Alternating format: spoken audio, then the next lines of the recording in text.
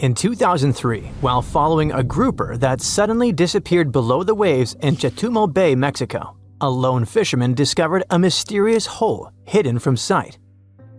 More than a decade later, his son returned with researchers to take a closer look. They started measuring. 100 feet, 160 feet, 425 feet. Still no bottom. As instruments descended into the dark, still water, the readings grew stranger. Warm, salty water where it shouldn't be. Currents rising from the darkness below. The latest readings showed over 1,372 feet and still no end in sight. Quiet, deep, and dangerous. It's Taam Ja, the latest and officially the deepest known blue hole on Earth, and it might be hiding something never seen before. Nature takes its time. Over thousands, sometimes millions of years, water slowly carves through underground rock. Then one day, the ceiling gives way, the ground collapses, and you're left with a massive hole. That's a sinkhole. Blue holes are just ancient sinkholes that filled with water as sea levels rose long ago. From above, they look like dark circular shadows, much darker than the water around them. All because they're super deep and sunlight can hardly reach the bottom. Some go hundreds of feet down and are almost perfectly vertical. Cut off from ocean currents, they create still, isolated environments that scientists are still trying to figure out. So, what makes Taam Ja unusual? Well, most famous blue holes like the Great Blue Hole in Belize are impossible to miss. You can spot them from a satellite. Taam Ja, on the other hand, is practically invisible. Like nature did its best to conceal it on purpose. Even with a drone flying right above it, it's barely noticeable. That's one reason it stayed hidden for so long.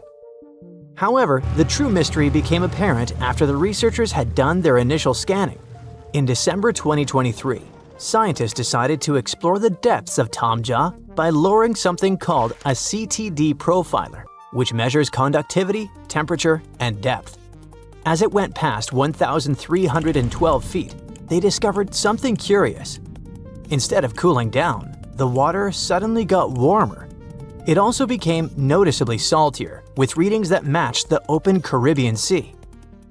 But wait, Chetumal Bay is already part of the Caribbean, so what's the big deal? Well, Taam Ja is tucked far into the bay, and its depth is unusual for such a calm, protected environment. What surprises scientists is that water deep inside the sinkhole has the same temperature and salinity as the open ocean, even though it's cut off from it horizontally. What this means is that there could be subterranean tunnels or fractures connecting the deep hole to open seawater, not through the surface, but beneath the rock. Kind of like a secret pipe network, possibly dating back to the time of asteroid impacts. Taam Ja is located near the Chicxulub crater. It's where 66 million years ago, a giant meteor slammed into what is now the Yucatan Peninsula. It's widely believed to have caused a mass extinction event that wiped out dinosaurs. The asteroid didn't create Taam Ja, but it may have fractured the foundation, potentially making it easier for caves, tunnels, and eventually blue holes to form. Some speculate that these underwater connections could extend to other blue holes and hidden springs nearby. However, exploring Taam Ja is not just about maps and underwater tunnels. During the first expedition, researchers saw something strange. The water above Taam Ja was calm, while the rest of the bay had chaotic waves. Then, from the center of the hole, water started to rise upward, like a hidden spring gently exhaling. Not a geyser, not a splash, just a slow, steady surge, like something beneath had moved and pushed the water up. The fact that this happened only once made the following exploration intimidating for divers.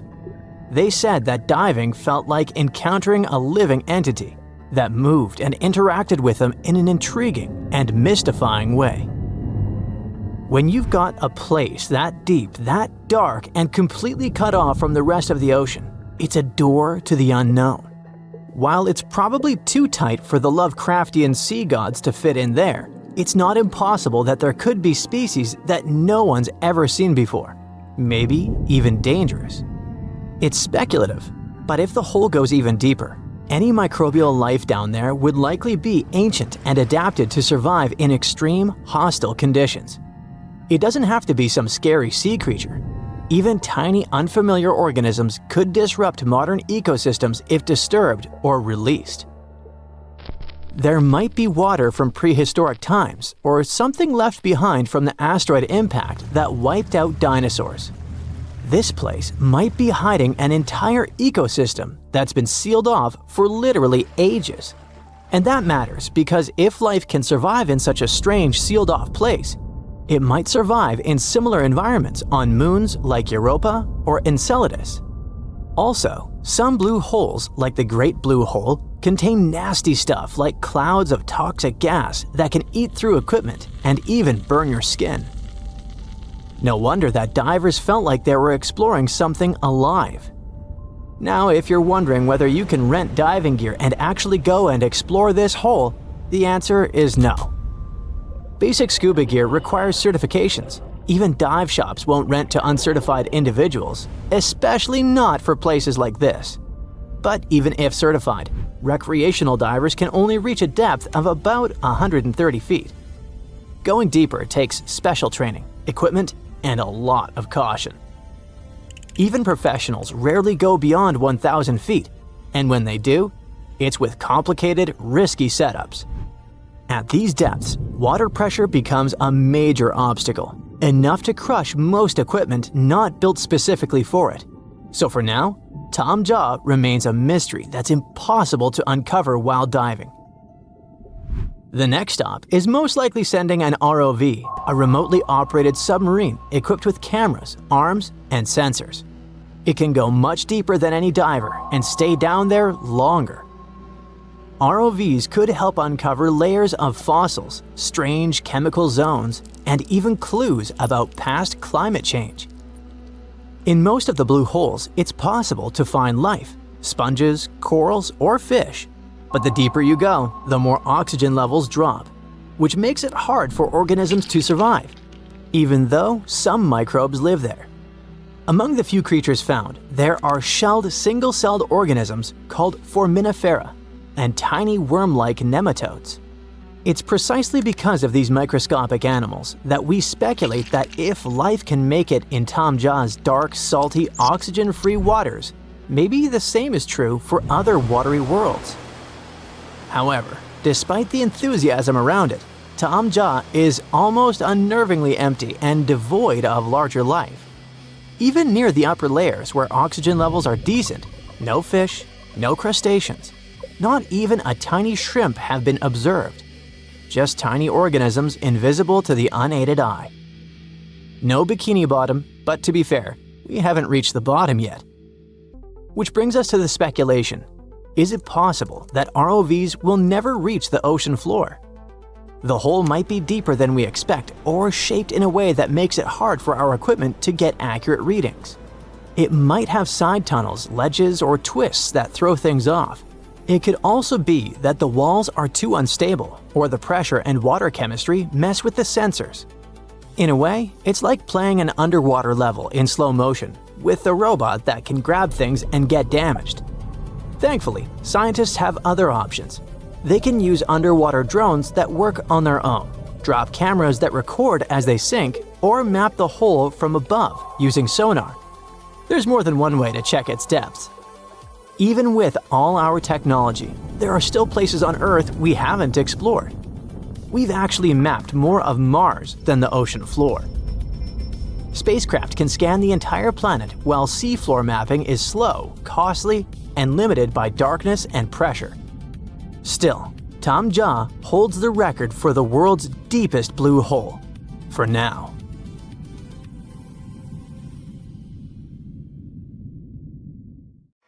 Phew, you can finally send that last report for the day and breathe out. The weekend is around the corner, but just when you're about to hit send, you're alarmed by the low rumbling under your desk. Is it the light rail passing by? Unfortunately, that's not the case. It's a volcano speaking. What, here? In Arizona? That's right, the ground keeps shifting under Arizona, reminding us that Earth is alive. No panic though, let's arm ourselves with some context. 20 American states have extinct, active, and dormant, currently sleeping, volcanoes. Among such states, you can find California, New Mexico, Nevada, Utah, and Colorado. On the bright side, Arizona's volcanoes are dormant at the moment, but it doesn't mean they won't go off in the near or not so near future. Now, how about traveling to Arizona to check the traces of its active volcanic past? They dot the desert landscapes of this state like spots dot a Dalmatian.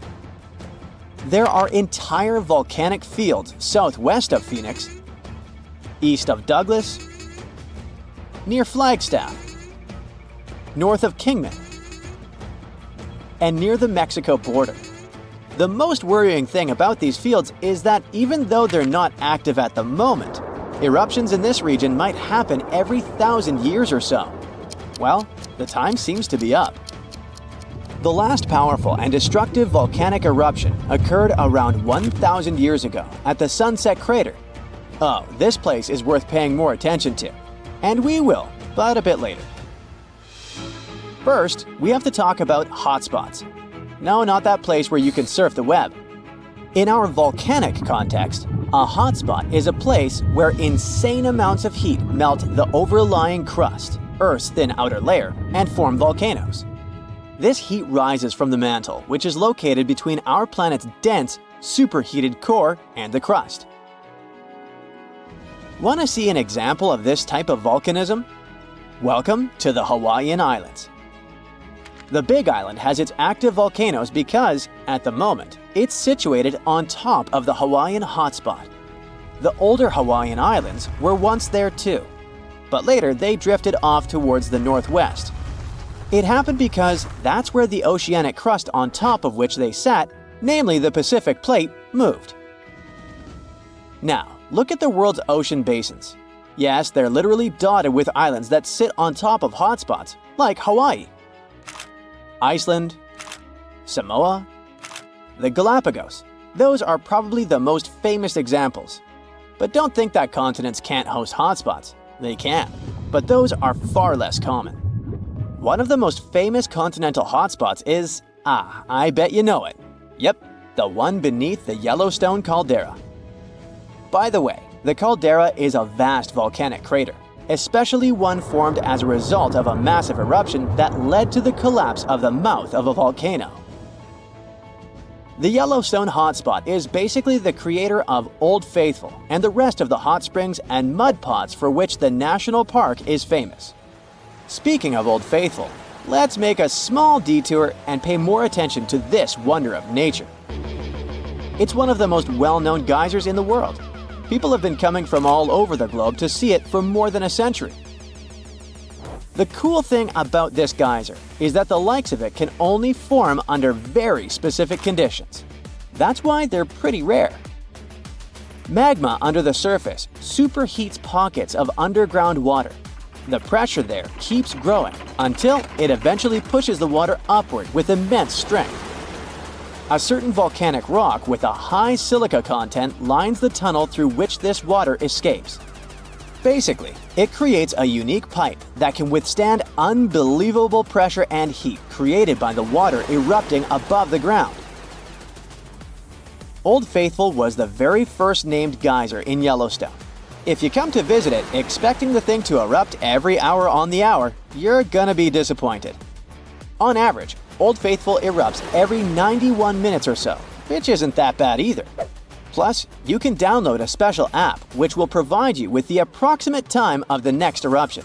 But be very careful while visiting and stay away from the site. The water erupting from the powerful geyser reaches 204 degrees Fahrenheit. The steam is even more scorching, up to 350 degrees Fahrenheit. It's hot enough to bake a cake. But let's get back to our volcanic hotspots. Scientists still don't clearly understand why there aren't many hotspot volcanoes on continental crust. One reason might be that the continental crust is much thicker than the oceanic crust, which is about 4 times as thick on average. Another reason could be that most of Earth's crust, about 2/3 of it, is oceanic.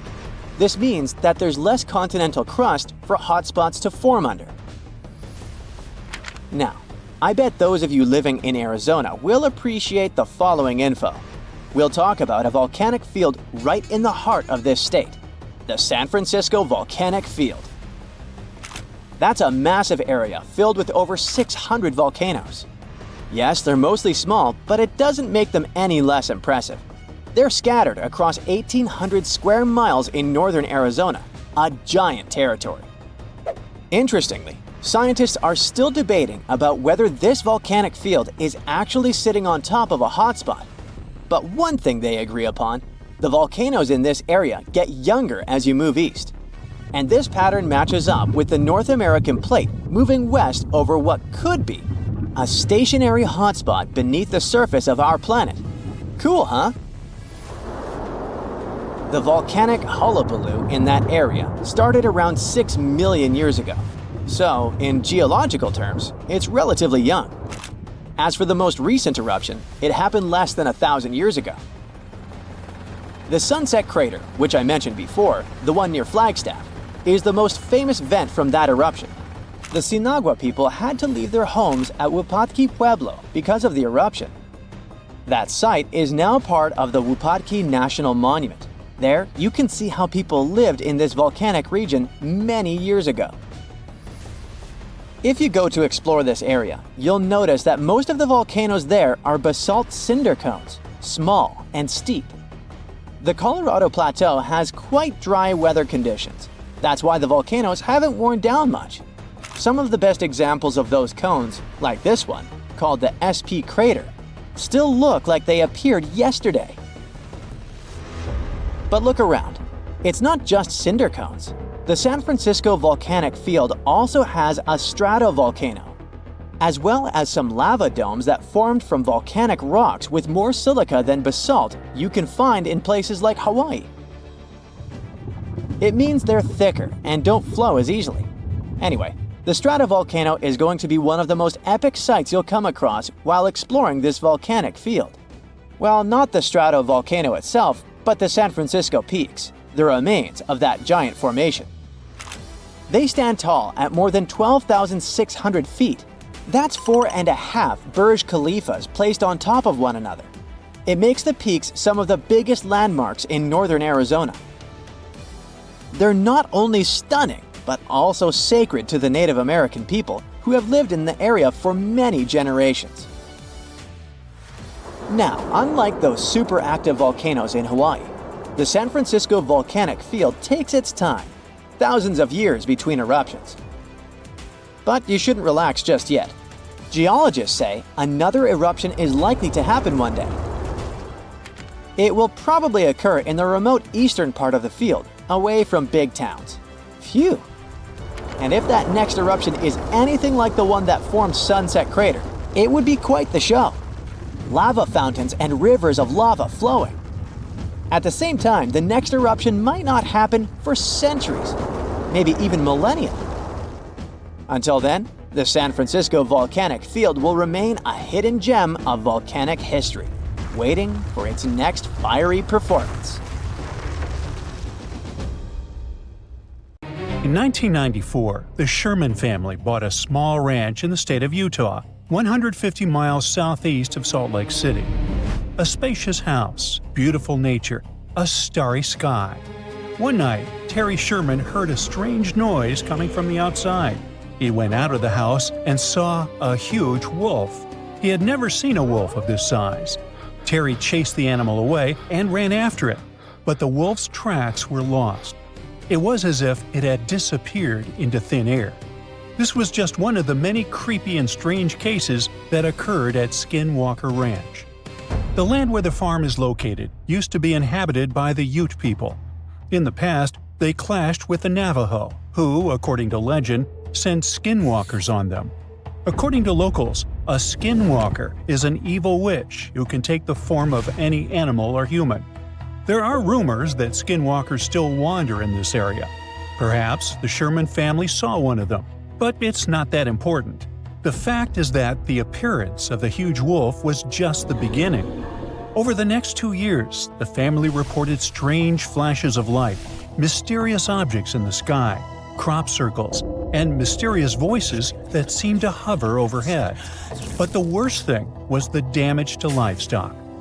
The Sherman family, fortunately, acted contrary to all the cliches of horror movies. In 1996, they sold the cottage to Robert Bigelow, a man who had a lot of money and was interested in buying this particular ranch. But why? Because Robert Bigelow was a fan of strange, unusual phenomenon.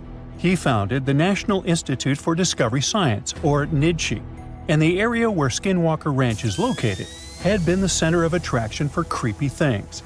Since the 1950s, there have been hundreds of reports of mysterious objects in the sky in this region. And no, those are not your typical round flying saucers. People talked about different bright lights that took the form of doorways or portals. So, Robert Bigelow and his NIDSI reported on glowing figures and animal diseases. But over the years of research, they could not provide any reliable evidence of the existence of something extraordinary. People saw all those strange phenomena, but their equipment didn't catch anything. So it all looked like a big hoax. But in 2016, something interesting happened. Skinwalker Ranch was sold to an anonymous buyer. 4 years later, the new owner did something no one had done before.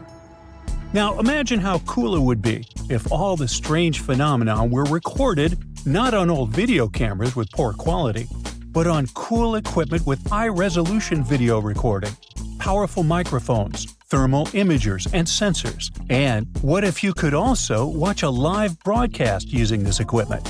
Well, that's exactly what the new rancher did. His name is Brandon Fugel, a real estate mogul from Utah. He not only bought the ranch, but also signed a contract with the History Channel to create a show, The Secret of Skinwalker Ranch. The point of this project is to apply a scientific approach to unexplained phenomena. To do this, he turned the ranch into a big reality show that's been running for 5 years.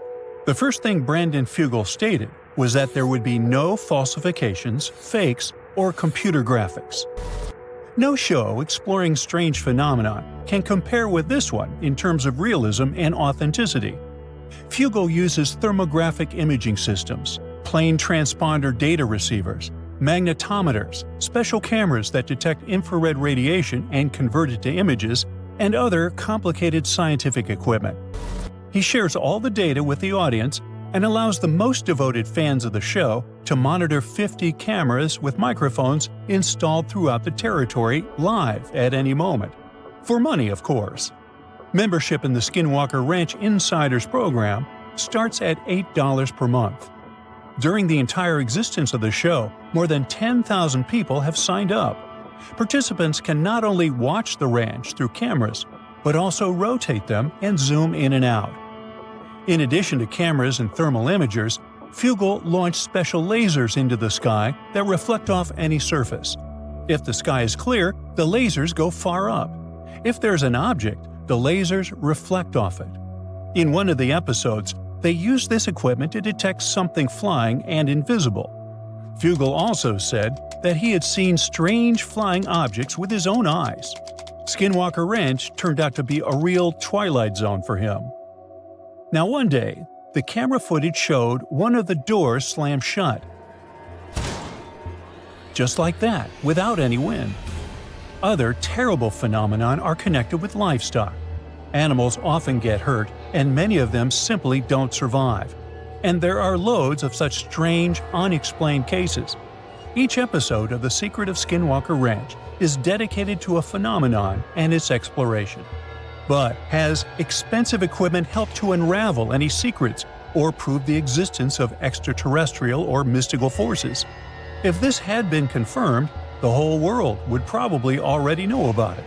Therefore, at the moment, it's just an interesting show for fans of mysterious phenomena.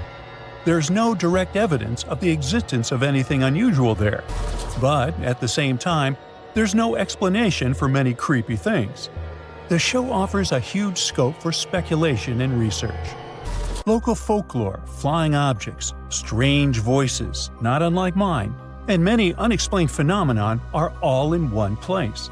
If all these stories are true, Why are they happening exactly in this area? There are a lot of theories, but let's look at a few of the most popular ones. The first and most obvious one. Imagine that you have a popular show that makes you money. People watch it only because it shows mysterious, inexplicable things. But what if there's an explanation? In this case, the popularity of the show will drop and you'll lose money. It's logical, but why would a real estate mogul with a fortune of several $billion deceive people? Besides, if you watch some episodes, you'll see that Fugel is truly passionate about this project. One of the most popular theories is about visitors from other planets. After all, we have glowing flying objects, bright lights in the sky, electrical interferences, and the ability to elude camera lenses. Also, some believe that an unknown object is hidden in the mountain, located next to the ranch. What if it's a spaceship that crashed there millions of years ago and was swallowed by the mountain? It may be emitting bizarre radiation that drives animals crazy and causes hallucinations in humans. A popular, but a rather banal version. Let's move on. The next theory is similar to the previous one, but instead of guests from another planet, it speaks about guests from another dimension. Ooh. Meet the multiverse version. Some unknown creatures from another reality come here, explore this ranch, and leave. This theory explains why some flying objects in the sky look like portals. Those portals may cause malfunctions in electrical appliances. There's one weak point in this theory. Why do these portals appear on the lonely ranch and nowhere else? A strange choice of travel for the residents of other dimensions. Now, the most likely theory belongs to a neuroscientist who claims that all the oddities on the ranch are connected to the geophysical force of the planet. Seismic activity, geomagnetic fields, and shifts in tectonic plates can affect some parts of the human brain responsible for hallucinations. Electromagnetic forces can also affect the stable operation of electrical appliances. So, perhaps all the oddities of this place are the result of increased seismic activity. Glowing lights, giant wolves that leave no footprints, and voices in the air can be a massive hallucination. But if this is true, why doesn't anything similar happen in other places with seismic activity? This idea leads to another theory related to electromagnetic interference. This phenomenon incapacitates batteries, drones, microphones, video cameras, and other equipment. Perhaps it affects the human brain too. But what about those poor affected animals? There are still too many unanswered questions, so stay tuned.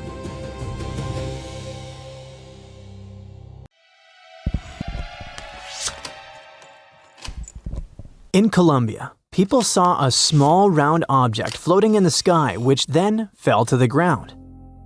They recorded it on video and picked it up. It turned out to be a strange round metal sphere. There were no turbines or propellers on it, which are common for drones. Plus, according to eyewitnesses, the sphere was cold after it fell to the ground. It weighs only 4.5 pounds, which is twice as light as a bowling ball. But the most interesting thing is what was written on it. Unknown symbols resembling the runes and writings of ancient civilizations, like those from Mesopotamia. With the help of AI, a researcher managed to decipher the mysterious inscription, and this is what it read. The origin of birth through union and energy in the cycle of transformation, meeting point of unity, expansion, and consciousness. Individual consciousness. What? It sounds too philosophical and fanatical, but what do you think?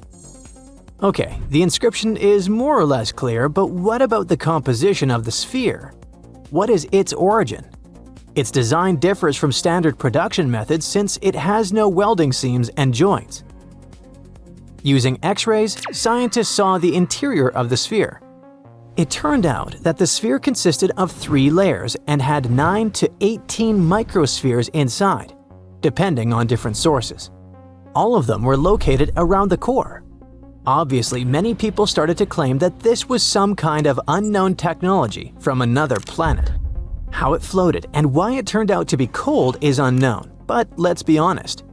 If it was really some unknown mysterious object from space, then the whole world would already be talking about it. The sphere looks like an art object or something like that. And all these tricks with hovering as well as the encrypted message seem to be part of some kind of performance. Most internet users have the same opinion, by the way. What do you think is the point of this project? Perhaps the artist wanted to show how easy it was to make people believe in extraordinary things.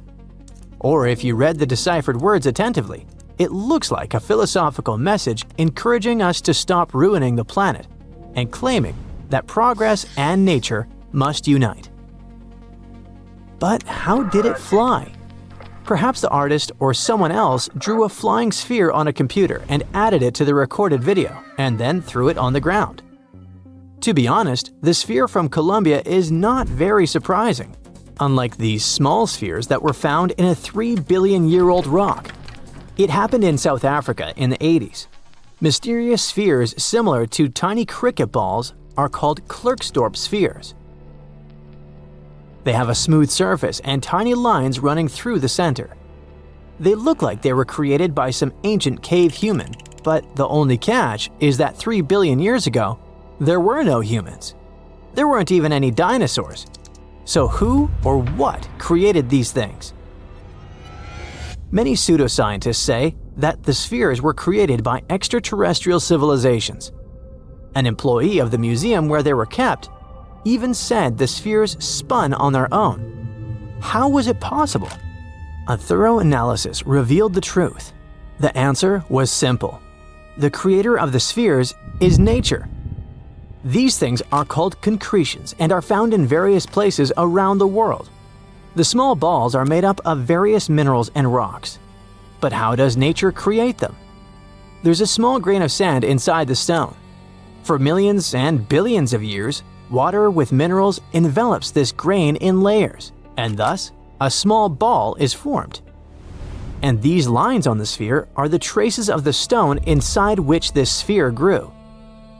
But how did they roll in the museum? Very simple. Round objects can roll with the slightest push.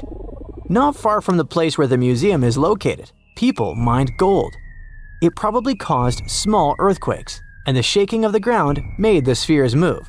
So, nothing strange here. But if these little spheres were moving and making weird loud noises, it would be pretty creepy. Fortunately, there was no such thing in the museum. But something similar happened in Jacksonville. A large metal sphere the size of a bowling ball became perhaps the most famous sphere in the world after the Betz family found it at the Fort George Island Forest in 1974. Jerry, Antoine, and their 21-year-old son Terry were walking in the woods around their private property when Terry found a mysterious metal ball. He thought it was a beautiful souvenir, so he took it with him. The strange artifact stayed in the house like a trinket. No one paid any attention to it until Terry started playing guitar. At that moment, the sphere rolled on its own. Or not. You'll find out later. It changed direction and stopped, then vibrated and made a high-pitched sound that made dogs whine and cover their ears. All the family members immediately realized that this was something bizarre. One of the first people the Betz family told about the sphere was a radio host who loved mysterious stories. It's worth noting that in the 70s, the topic of extraterrestrial civilizations was very popular. Therefore, Betz sphere became a superstar very quickly. The radio host confirmed that the sphere was behaving quite strangely. Then, another person did it. After that, the family started inviting journalists to the house.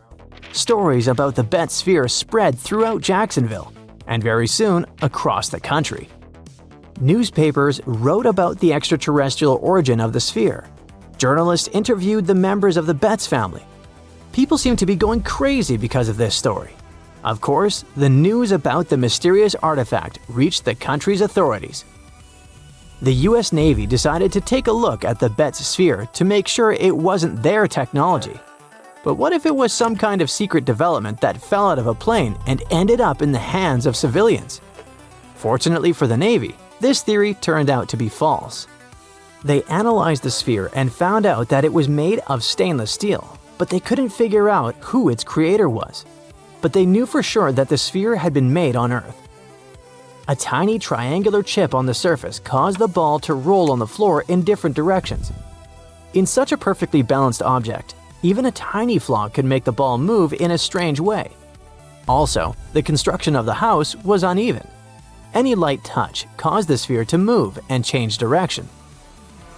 The US Navy soon revealed the origin of this mysterious object.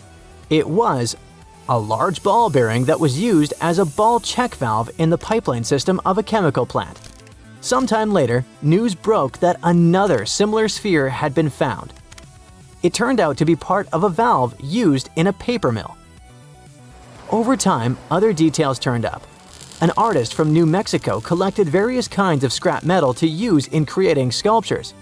He told reporters that he had once loaded a ball check valve onto the roof of his bus and drove through the Jacksonville area in 1971. A few balls fell out. Perhaps one of them rolled off into the woods where the Betz family found it. That's the whole story. No magic or extraterrestrial technology. But despite all these investigations, the Betz sphere still remained famous. People called the family 24 hours a day. Journalists came to their private property to see the sphere. Of course, the family was tired of such popularity. Telling reporters the same things about this sphere over and over again was not the most fun activity. At some point, the members of the family stopped discussing it.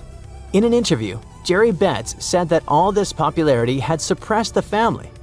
They were no longer engaged in investigations related to the spheres, so the exact origin of this thing was not proven. But as you've already heard, the theories seem to be quite true.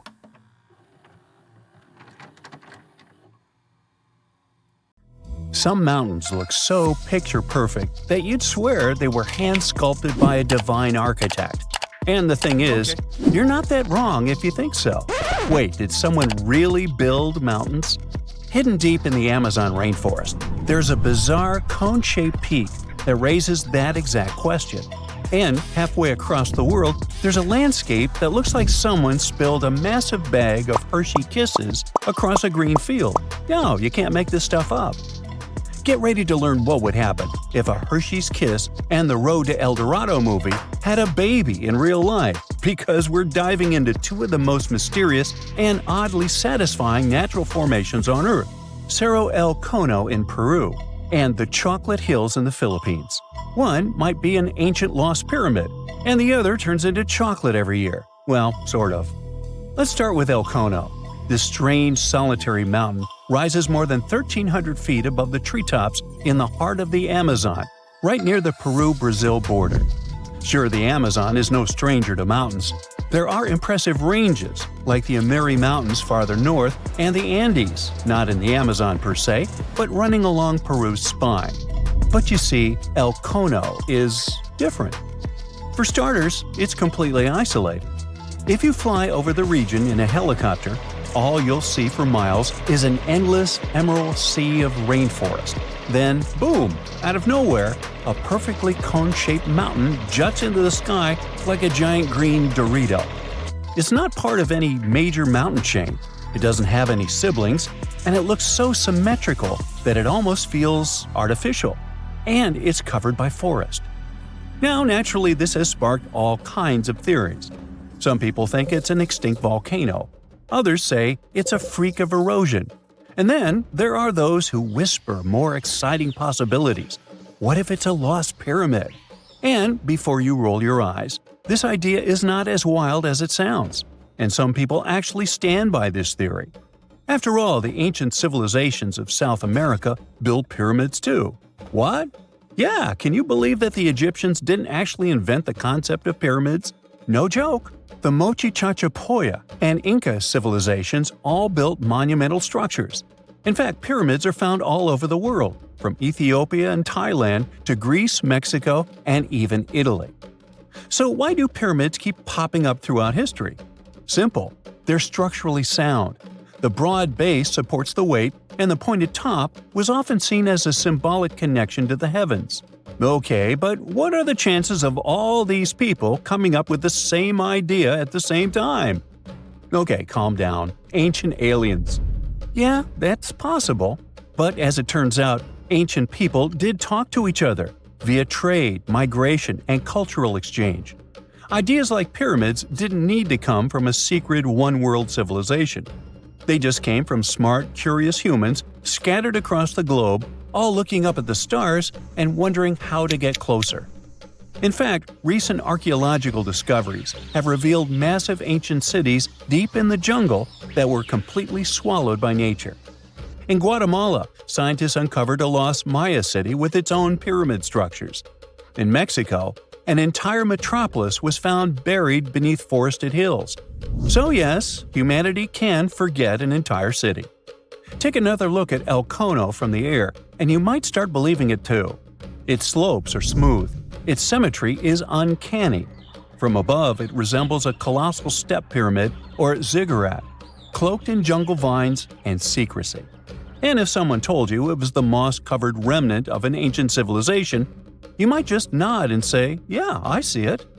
Of course, no one's proven anything yet, but the mystery is delicious. Like a myth waiting to be cracked open. At the same time, for people who live nearby, El Kono isn't just a geological curiosity, it's sacred. In Andean cosmology, mountains like El Kono are known as apus, spiritual guardians of the land. These aren't just rocks, they're living beings, protectors, deities.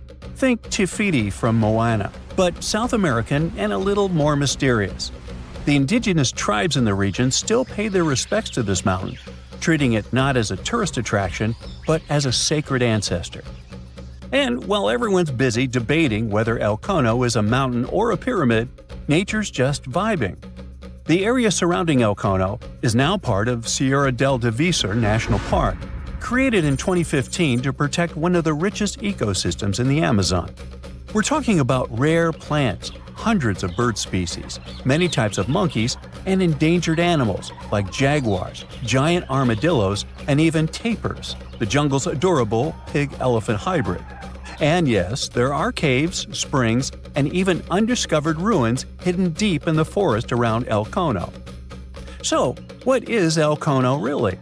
Some geologists think it's likely a volcanic cone based on its shape. That's the official word from UNESCO anyway. Others argue it's a rare example of erosional geomorphology, a fancy way of saying wind, water, and time teamed up to carve a perfect mountain out of the landscape. Like geological origami, shaped by millions of years of natural forces. But the truth is, we don't know. Not for sure. Not yet. Until someone launches a respectful science-based expedition with drones, ground-penetrating radar, and a green light from the local communities, El Kono will keep its secrets. And maybe that's the best part.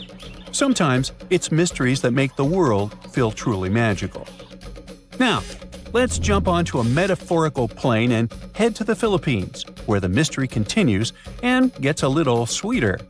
Spread across more than 20 square miles, there are between 1,200 and 1,700, or even more, perfectly shaped hills that look like chocolate kisses. Like seriously.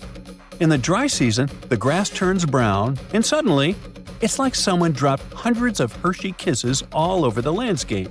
Sweet, right? These are the Chocolate Hills, duh. And they're some of the Philippines' most iconic natural wonders. From afar, they look almost too symmetrical, like some alien landscaper came down with a measuring tape and a sense of humor. But how did they get here? Well, according to scientists, the Chocolate Hills are a rare type of karst formation, a term used to describe landscapes formed when slightly acidic rainwater dissolves soft rock like limestone. In this case, the hills were once coral reefs and marine limestone that were pushed above sea level by tectonic forces. Over time, the exposed rocks got eroded by wind, rain, and underwater rivers, leaving behind this stunning army of symmetrical mounds. It's a geological marvel millions of years in the making. But science isn't the only explanation in town. Local legends are more fun. One story says the hills were formed when two giants got into a rock-throwing fight, launching boulders at each other until they collapsed in exhaustion, leaving the landscape littered with mounds, just like that one scene from the Hobbit movie. Another tale speaks of a heartbroken giant whose tears turned into earth, forming the hills as a tribute to his lost love. Oh.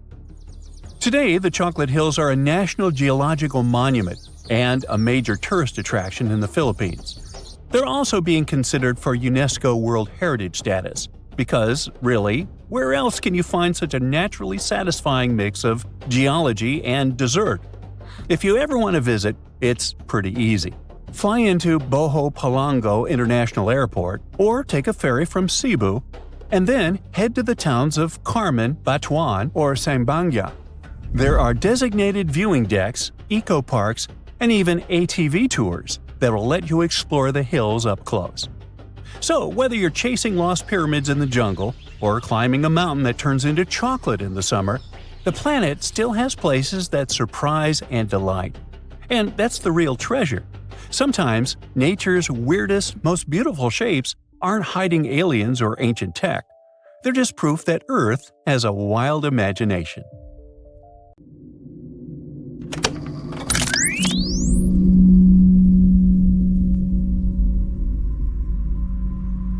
Hear that? Pretty annoying, isn't it? It's the sound at a frequency of 50 Hz. It's quiet, but permeates everything around. What if this hum followed you wherever you go throughout the day, week, month, around the clock? You can't sleep, you can't focus or study or work.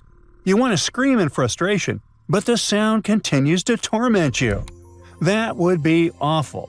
Unfortunately, this nightmare is a reality for the residents of the Scottish Isle of Lewis. Day and night, about 200 people go crazy over a strange low-frequency sound. They say it seems to be pulsating, causing headaches, dizziness, and the feeling of an existential crisis. And no one can find its source. The islanders decided to create a special Facebook group to discuss the causes of the sound, share their experiences, and support one another. One woman says the hum is impossible to ignore. It sounds like it's shouting in your face, demanding your attention. For this reason, she hasn't been sleeping well for several weeks. I understand. The island administration, as well as the residents, are powerless to solve this problem. Now, the locals used a spectrograph to study the hum. The device showed that the sound had a constant frequency of 50 Hz. It spreads all over the island, but it doesn't originate from within it.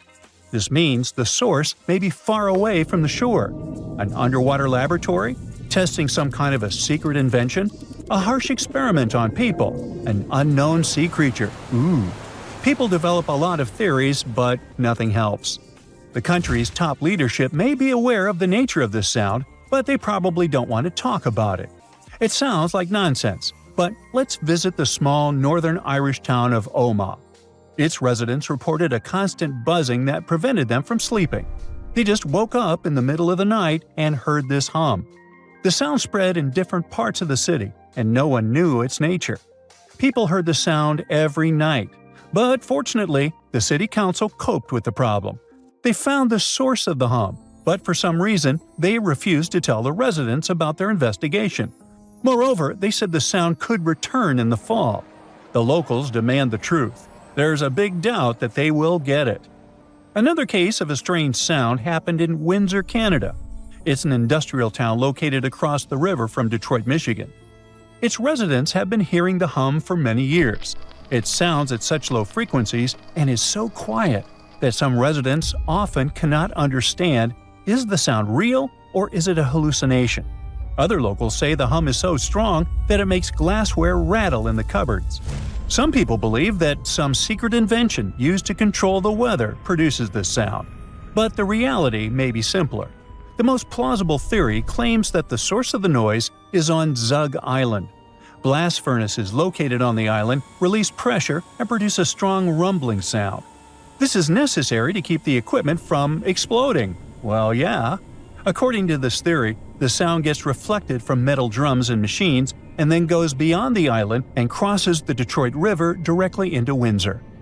It sounds realistic, but no one has confirmed this theory. Yeah, there have been investigations. The Canadian authorities compiled a report but it was kept secret. The only thing the locals received was an official comment on the city's website. Quote, "While it is not possible to extract the exact source of the hum, possible sources may include quarry activity or industrial ventilation systems." End quote. But where did the version about the blast furnaces come from? They were mentioned in an abridged version of this report without any details getting disclosed. Another problem with the hum research is that Zug Island is located on private American territory. Scientists from Canada were banned from conducting investigations there. Canada, Ireland, Scotland. Anywhere else? Oh, yeah. The residents of Bristol, England have been hearing a mysterious hum since the 70s. And not only them, maybe you, the one who is watching this video right now, hear it too. If that's the case, then you're one of about 4% of the world's population affected by this problem. No, seriously, what's happening? Let's figure it out. The first mention of the hum appeared in the mid-70s in England. A small digression. The Industrial Revolution also began in England. Keep this fact in mind and we'll come back to it later. So, people perceived the hum of Bristol like a quiet, annoying sound. But over time, it began to drive the locals mad, and of course, they demanded a solution to the problem. There were investigations that led to nothing. One theory said that it was the noise of industrial fans working in a warehouse in a neighboring city. But the warehouse has been closed for a long time, and the hum is still there. In 2015, scientists suggested that ocean waves could cause the annoying sound. When they collide with ridges and continental plumes, they release a sound wave, blah blah blah. It's too far-fetched. Other scientists have suggested that vibrations caused by volcanic eruptions and earthquakes are the reason for everything. It also doesn't sound plausible. About 8 million lightning bolts strike the planet every day. These impacts create an electromagnetic charge. This energy causes the air between the surface and the ionosphere to resonate, and nope, that's all wrong. Sea waves, earthquakes, lightning? Seriously? Then why do so few people hear the hum? No, there must be something else here. There are many theories, but look at the whole picture. What do you see? In Ireland and Canada, the information about the hum is classified. It appeared in England in the 70s, and there are no earlier records of it. What does this tell us? The nature of the sound is not related to nature. It's about people and technology. England became the first industrial country. In England, the sound appeared for the first time. If this phenomenon had bothered people before, we would have found some records. It means it may have an artificial nature. Why would they hide any natural phenomena from us? What if the annoying hum is the consequence of our technological advances? Factories, cars, power lines, cell towers, airplanes, microwaves, power plants, all of these clog the air with sound waves. It's possible that all these things cause the hum, but only some of you can hear it. Listen carefully. Perhaps there's a buzzing hum in your ears too. Ooh. But let's not panic and end our video on a more positive note. While in some places the mysterious hum drives people crazy, in others it becomes the cause of a real celebration. Welcome to the bayside town of Sausalito in sunny, sometimes foggy, Northern California. In the 80s, a loud hum appeared here, which prevented people from sleeping. The investigation revealed that the cause of the hum was marine creatures. Thousands of toadfish swam to this place every year. These are fish that can emit unique sound waves. The human ear can't hear this sound from a single fish, but if there are thousands of them and they scream at the same time, then a whole town can hear their party. Sound waves come out of the water and reflect off the houses located next to the shore. From there, the waves spread further and can cover a huge territory. And that's what happened to Sausalito. Now, once people figured out the nature of the sound, they didn't look for solutions to get rid of it. They just decided to celebrate. The locals created the annual Humming Toadfish Festival, where they had fun and imitated the sounds of the fish. They dressed up as toadfish, toads, and other creatures. Unfortunately, the festival ceased to exist in 1990 because toadfish stopped coming to the city. They went to another place and only occasionally appeared on the coast. So there. Well, here you are, on a week-long trek through the Himalayas. You're exhausted. The cold is cutting through to your bones, and suddenly, you stumble upon a human skeleton near a lake.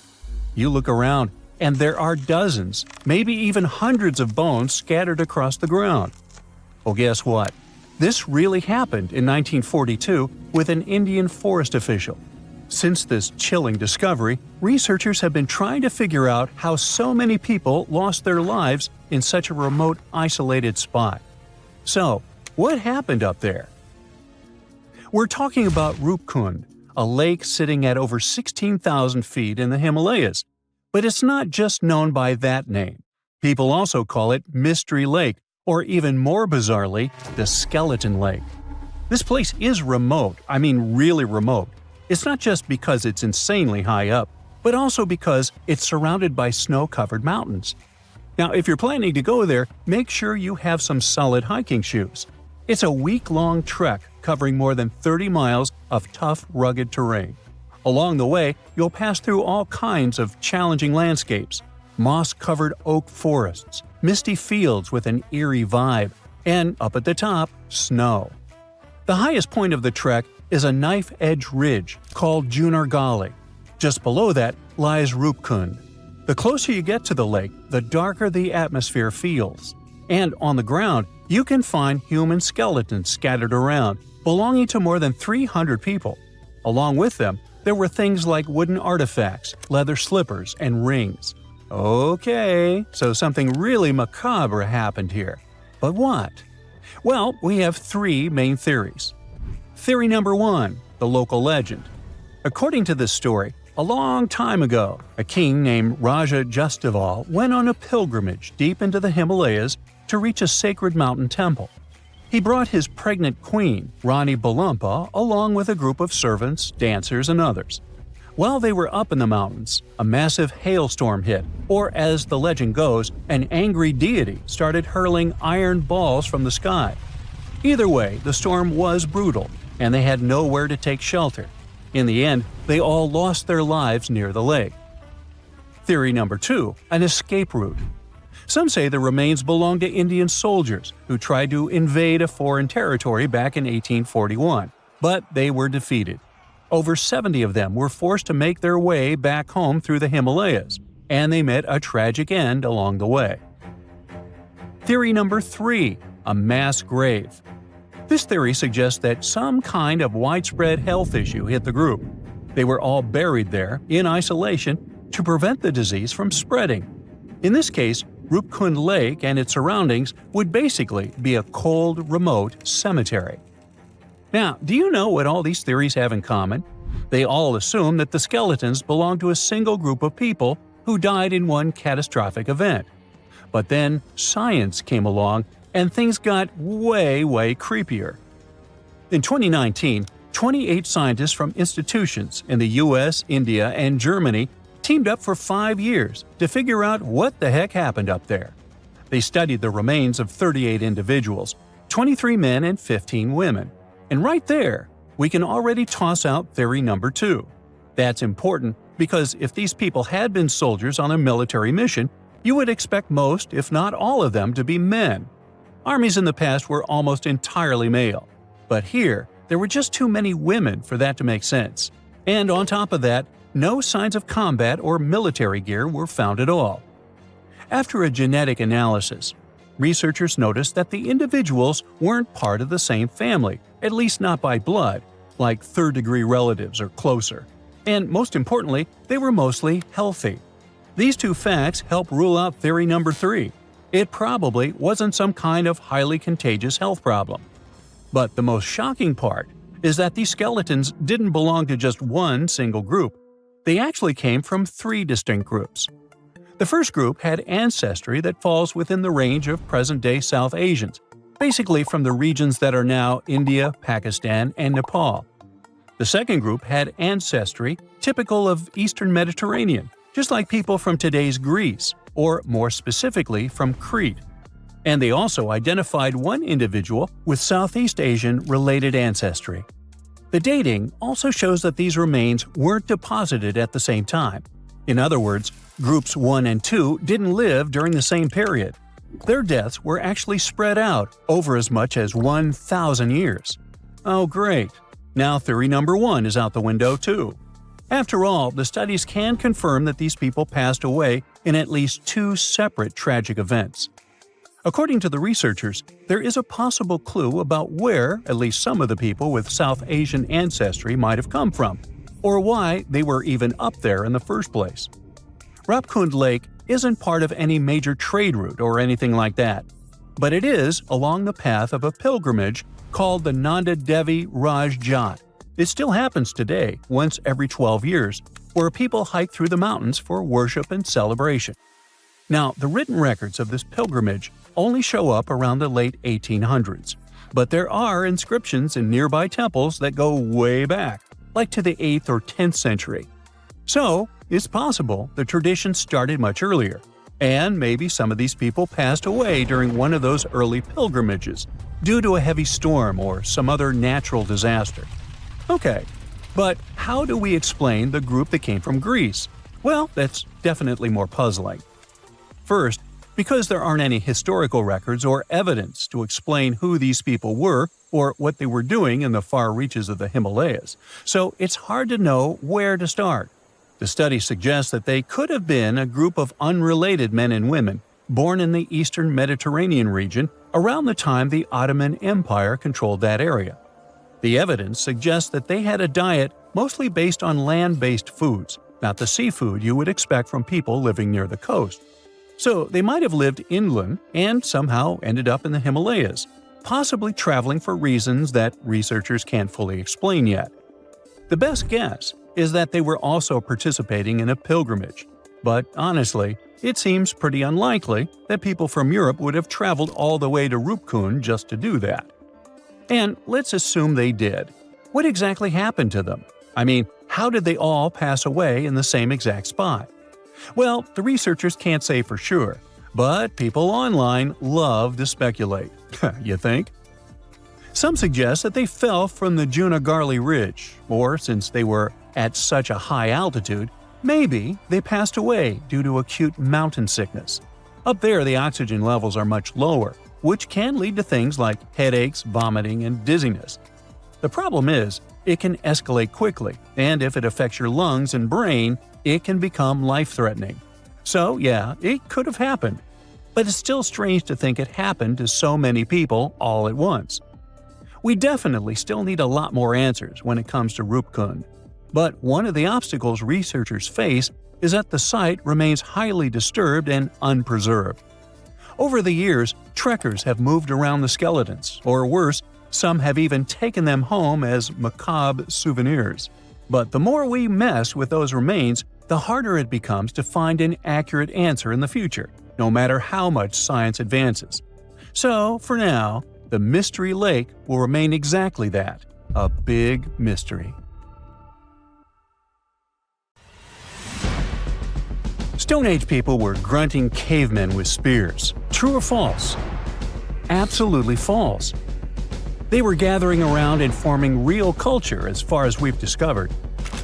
In Turkey, scientists uncovered a 12,000-year-old mystery that's revising history. It's a sophisticated cosmic calendar made out of giant stone temples that may actually be a warning from the stars. We're talking about Gobekli Tepe. This prehistorical site predates even Stonehenge, our classical stone ring circle, by 6,000 years. And it upends why we think Stone Age civilizations emerged and thrived. Here's how this discovery could change our collective history. Around 10,850 BCE, a massive comet, or better yet, a bunch of comet fragments, smashed into Earth. The skies darkened, the temperature dropped, big animals vanished, and it kicked off a mini ice age that lasted over 1,200 years. What's now a place called Gobekli Tepe was home to a group of humans who survived this entire chaotic event. After it happened, they started paying close attention to the sky. As a way of trying to control time a little bit more, they tracked the movements of the sun, the moon, the planets, and comets. This in turn led them to build a huge lunisolar calendar, the first one in the world. Now, if you were to tour around this classic Stone Age monument, you'd see that not all the stone pillars are blank. Some of them have carvings, like this main one with a bunch of V's on it. Turns out there are 365 V's, which scientists believe represent the days of the solar year. One of them, a V hanging on a bird's neck, is thought to mark a solar eclipse. Other pillars have dangerous animals carved on them, like foxes, lions, scorpions, vultures, twisting and crawling up the sides. Unlike typical Stone Age carvings, these weren't of edible animals like deer or sheep. One of the theories is that these drawings were symbolic. Some archaeologists believe they reflect the fears and chaos this civilization had lived through, a kind of collective attempt to make sense of a terrifying and unpredictable world. Archaeologist Danielle Stordour has highlighted the images of vultures, saying they represent the people who passed away. In some ancient cultures, vultures were believed to carry the souls of the deceased into another realm. She's seen similar symbols in ancient sites nearby. To understand why this all makes sense, we need to dig deeper into the real purpose of this site. Gobekli Tepe was discovered in 1994 by German archaeologist Klaus Schmidt, who realized that the hill in southeastern Turkey wasn't just another Neolithic mound. Underneath it, his team uncovered massive stone circles supported by pillars weighing up to 20 tons. Radiocarbon dating puts the site at around 12,000 years old, making it the oldest known ceremonial structure ever built. I mean, it predates the Egyptian pyramids by over 7,000 years. This discovery shocked the archaeological world. At the end of the Ice Age, humans were supposed to be nomadic, surviving off wild plants and animals, not building sacred complexes with symbolic art and giving birth to what we now classify as civilization. We usually think civilization starts with farming, then villages, then crops. But this site suggests something more surprising. Early humans may have come together not to grow food, but to worship. Schmidt found no signs of homes, hearths, or permanent settlement, just stuff used for rituals and gatherings.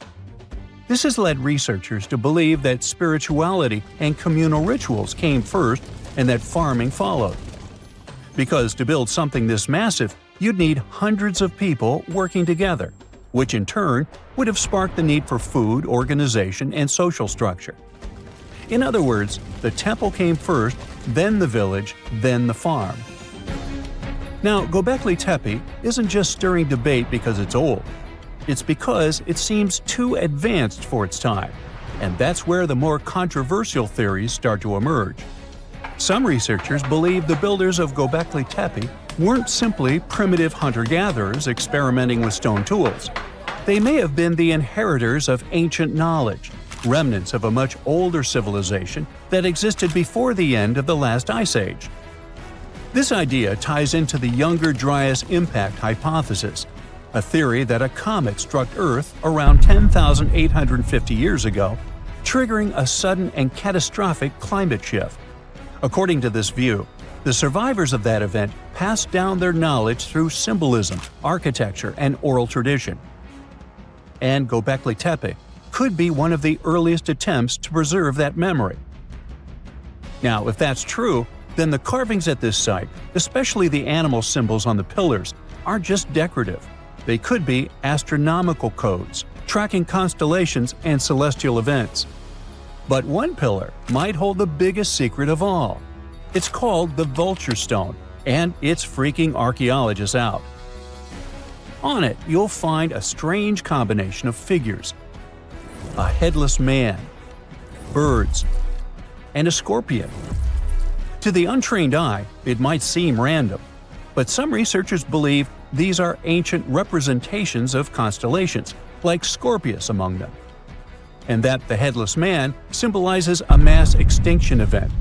Some even argue that this is the oldest known record of a comet impact, the one that triggered the Younger Dryas.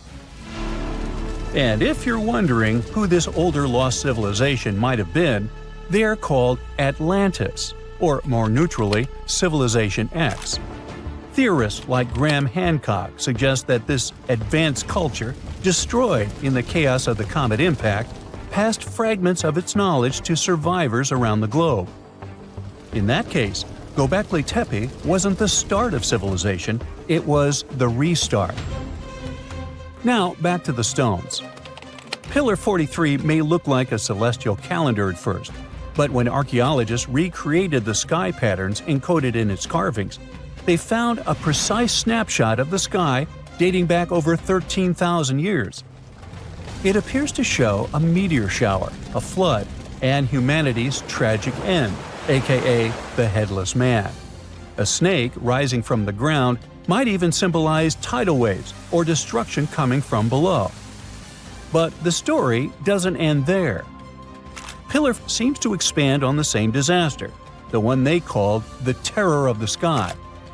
You might see animals fleeing, waves, fire raining down. It paints a vivid picture of the meteor shower. But wait! While Pillars 43 and 56 may encode memories of a past catastrophe, Pillar 18 might be a forecast. That stone zooms in on the Aquarius constellation. If this sounds familiar, maybe it's from the phase Age of Aquarius, which is the age we're living in now. Some enthusiasts believe this may be a warning for us, and may be telling us that a similar meteor shower will hit Earth and thus you and me and us. I mean, chills! But hey, that's the kind of mystery that makes Gobekli Tepe so captivating. Today, archaeologists know that Gobekli Tepe was part of a much larger sacred complex, now known as Tash Tepler, a network of ancient sites across the region, each with its own secrets and structures, but connected by shared patterns and motifs. In 2019, excavations began at this sister site, just 40 miles from Gobekli Tepe, known as Karahan Tepe. And here's the twist. Some researchers believe Karahan Tepe might be even older. Unlike Gobekli Tepe, which appears to have been primarily ceremonial, Karahan Tepe has signs of domestic structures like walls, tools, and perhaps even homes. And that changes everything. Because whether these sites were the work of highly sophisticated hunter-gatherers or survivors carrying the fragments of a lost pre-Ice Age civilization, one thing becomes clear. Our ancestors weren't just surviving. They were planning, tracking, and predicting. They were far more capable, curious, and connected to the universe than we ever gave them credit for. Archaeologists recently found something fascinating from a forgotten Maya kingdom, a tomb hidden in a collapsing pyramid. Inside, there was a king buried for 1,700 years. A jade mask that looks almost human, but not quite. And all this thanks to the looters who missed it by just 6 feet. They stumbled upon it in 2022 in the dense jungles near the border of Guatemala, Mexico, and Belize. In Mayan times, this little place used to be called Xochitlam. It's a lost city, half swallowed by jungle. This place meant pretty much nothing compared to other big Mayan cities, like Tikal or Teotihuacan, or so we thought. The team found a tomb of a Mayan ruler. The artifacts, the names of kings, all this revealed that Xochitlam wasn't just some tiny village. It was a pretty important place for that culture. And what they found inside that tomb may rival the treasures of any Maya metropolis. The tomb's ceiling had collapsed long ago, but the offerings were still inside and remained intact even after centuries. They recovered over 16 spondylus shells. These things were used by the ancient elite for power and rituals. That meant that whoever the tomb was related to, it was someone wealthy, of high status, who got themselves a ceremonial burial. Archaeologists also found carved femur bones. They were etched with hieroglyphs and names. Maya literally wrote their history in human remains. Researchers want to dive super deep and get a DNA analysis on the bones. Maybe that will help uncover familial ties, origins, or health problems these people might have faced. And most important of all, the mosaic jade mask. It was pieced together from luminous green tiles into an expression that feels almost human, almost alive. A lot of people were joking that it's just like Jim Carrey's mask in the famous movie. But it wasn't a magical artifact. That was the face of a forgotten Maya king.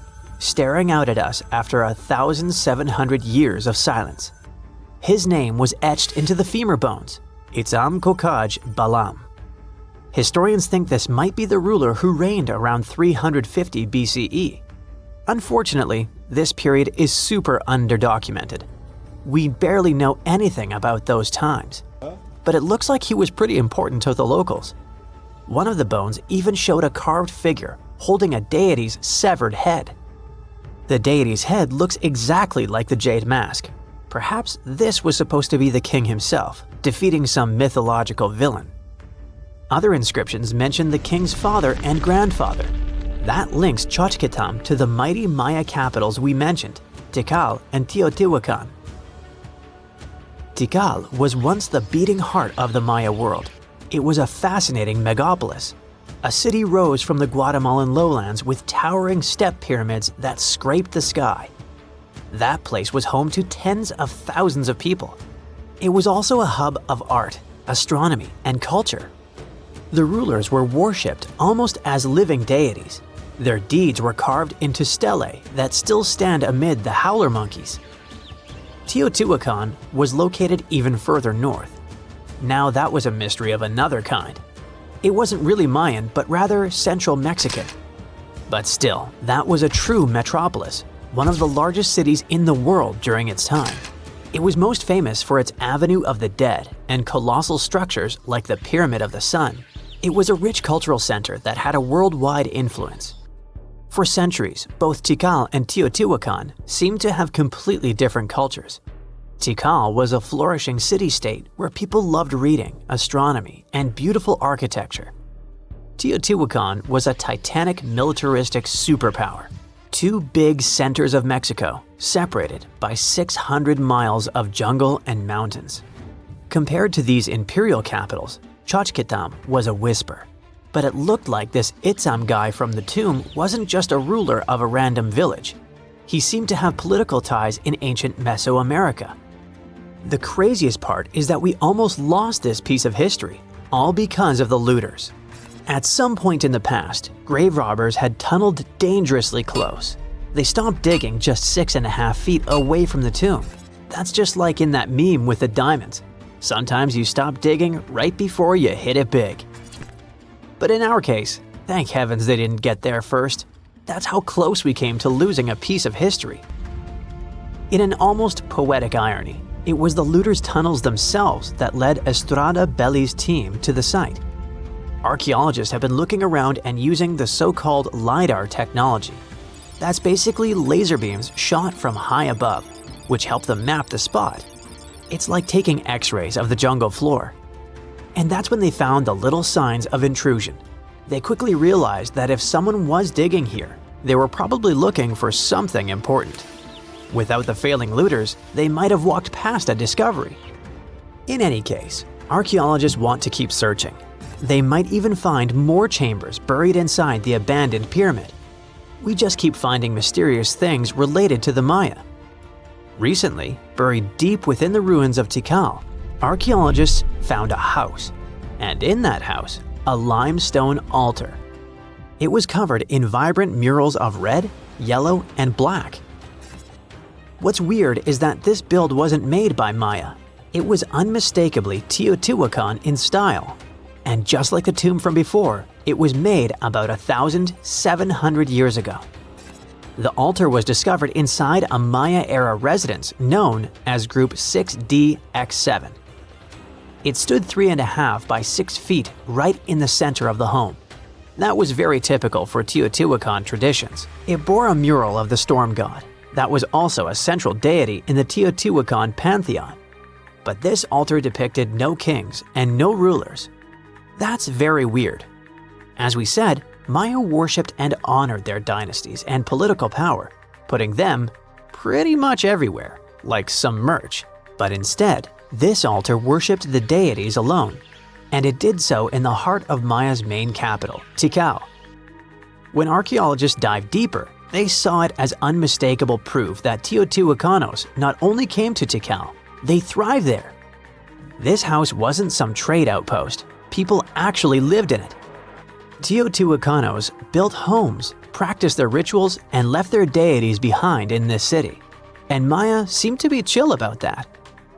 Researchers think this was a home for some elite people from Teotihuacan, or maybe it belonged to Mayans who practiced Teotihuacano culture and deeply respected it. But it might be something darker than a simple, friendly multiculturalism. The two cities weren't in the best relationship. There was some tension, maybe even surveillance. The house and the altar were probably built around 300 to 400 BCE. That was a period when Tikal was rising in power. This might have caught the attention of the mighty empire to the north. It's almost as if Mayans poked the beast. By 400 to 450 BCE, that attention may have become something sinister. The altar could have actually been the symbol of domination. Had the Maya of Tikal truly welcomed their guests, or did they come here and bluntly started building foreign altars in sacred spaces? Did Teotihuacan use this as some kind of soft invasion? In that case, it would make sense for Mayans to destroy that place or vandalize it somehow. Mayans regularly buried their buildings and rebuilt on top of them. But for some reason, this altar remained untouched. Mayans found it and buried it with the surrounding buildings as they were. No vandalism, no destruction, no rebuilding even.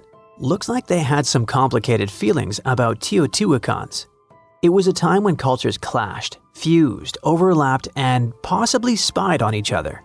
Perhaps one day we'll learn more about what really happened among these ancient civilizations. Look, the sea is glowing from within. It's stunning, yet eerie at the same time. White glow covering a huge area of the sea surface is not what you expect to see on a dark night. You look at one of the scariest and mysterious phenomena in the ocean. Let's study it.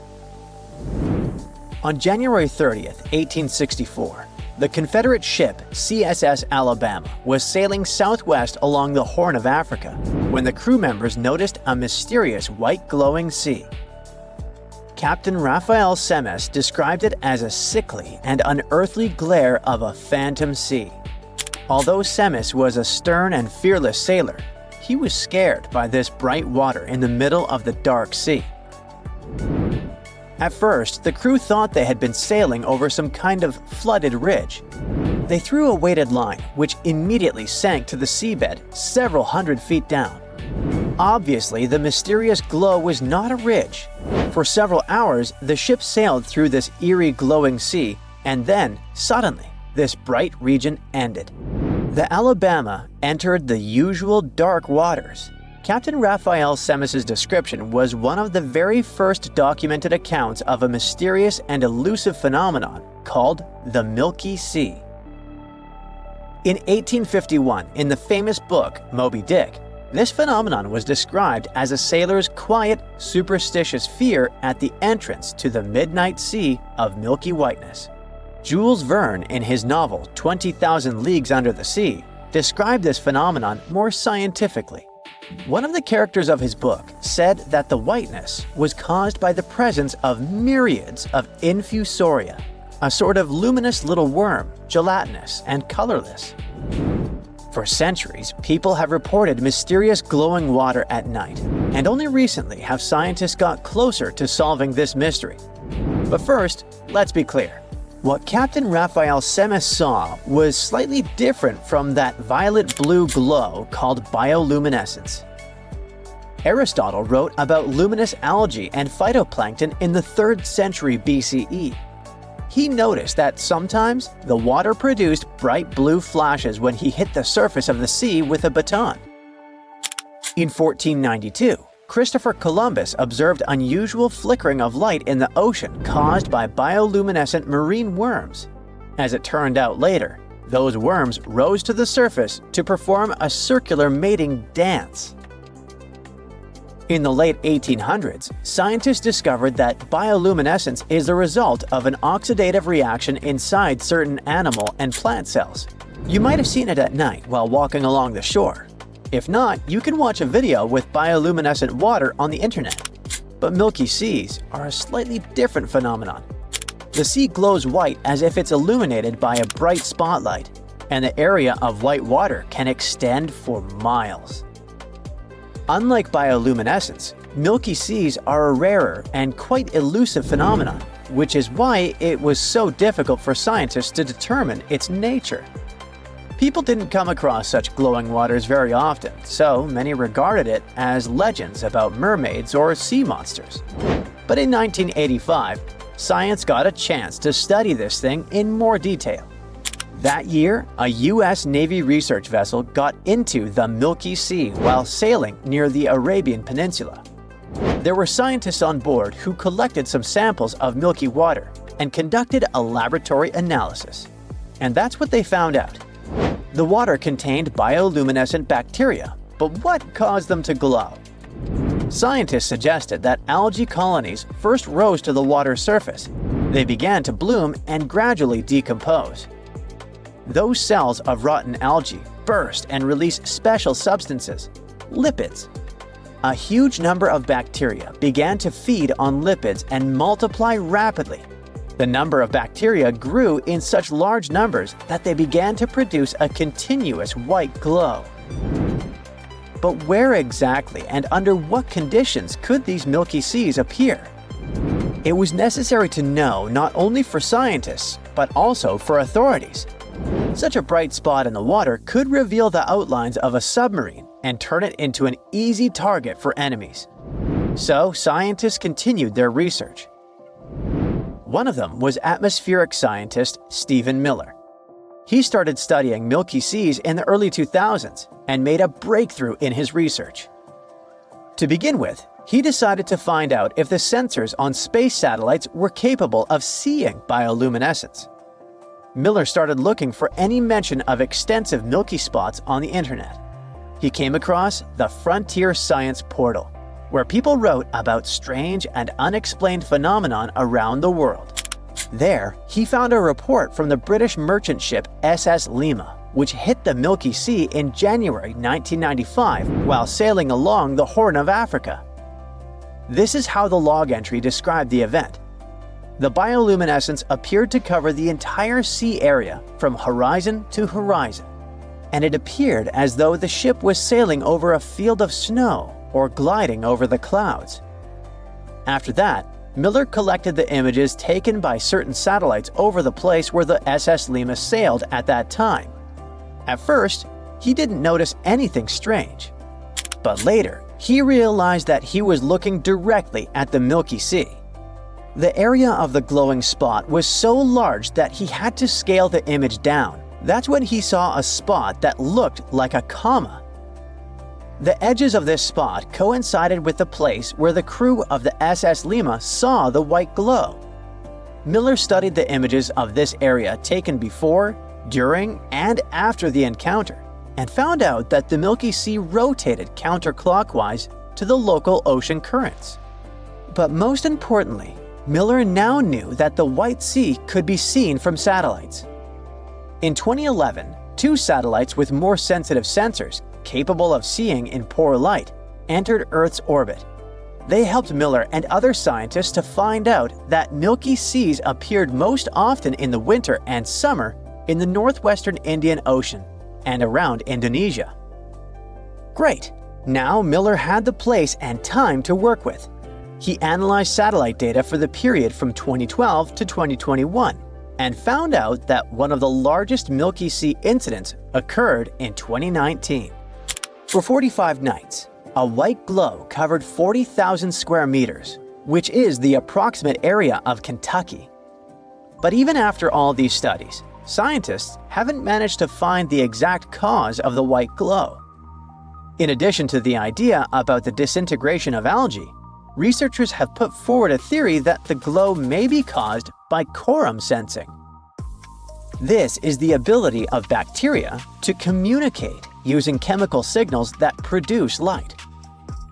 Okay, let's say there's some truth to this, but why are they doing this? To find out, let's look at classical blue bioluminescence in other organisms. Some biologists suggest that with the help of the glow, bacteria attract partners for reproduction. Another theory claims that the bright light works as an alarm when dangerous enemies appear in the sea. For example, a colony of phytoplankton meets hungry fish. The organisms turn their glow on to attract larger fish. It's like using evil to fight another evil. There are many theories, but what's the problem with figuring out the exact reason? Even with all the satellite help and studies of Milky Seas, it's quite difficult to get to the right place at the right time. Let's say a white glow the size of a football field appears in the sea. The satellites notice this and send a signal to the research center. Next, a team of scientists boards a vessel and goes directly to the place. The distance to the Milky Sea can be quite big. And by the time they arrive, the glow has already disappeared. In an ideal situation, scientists need to be around the area before, during, and after the glow to get the full picture. Unfortunately, this is not possible at the moment. A long time ago, a huge meteorite smashed into the Earth with a horrible destructive power.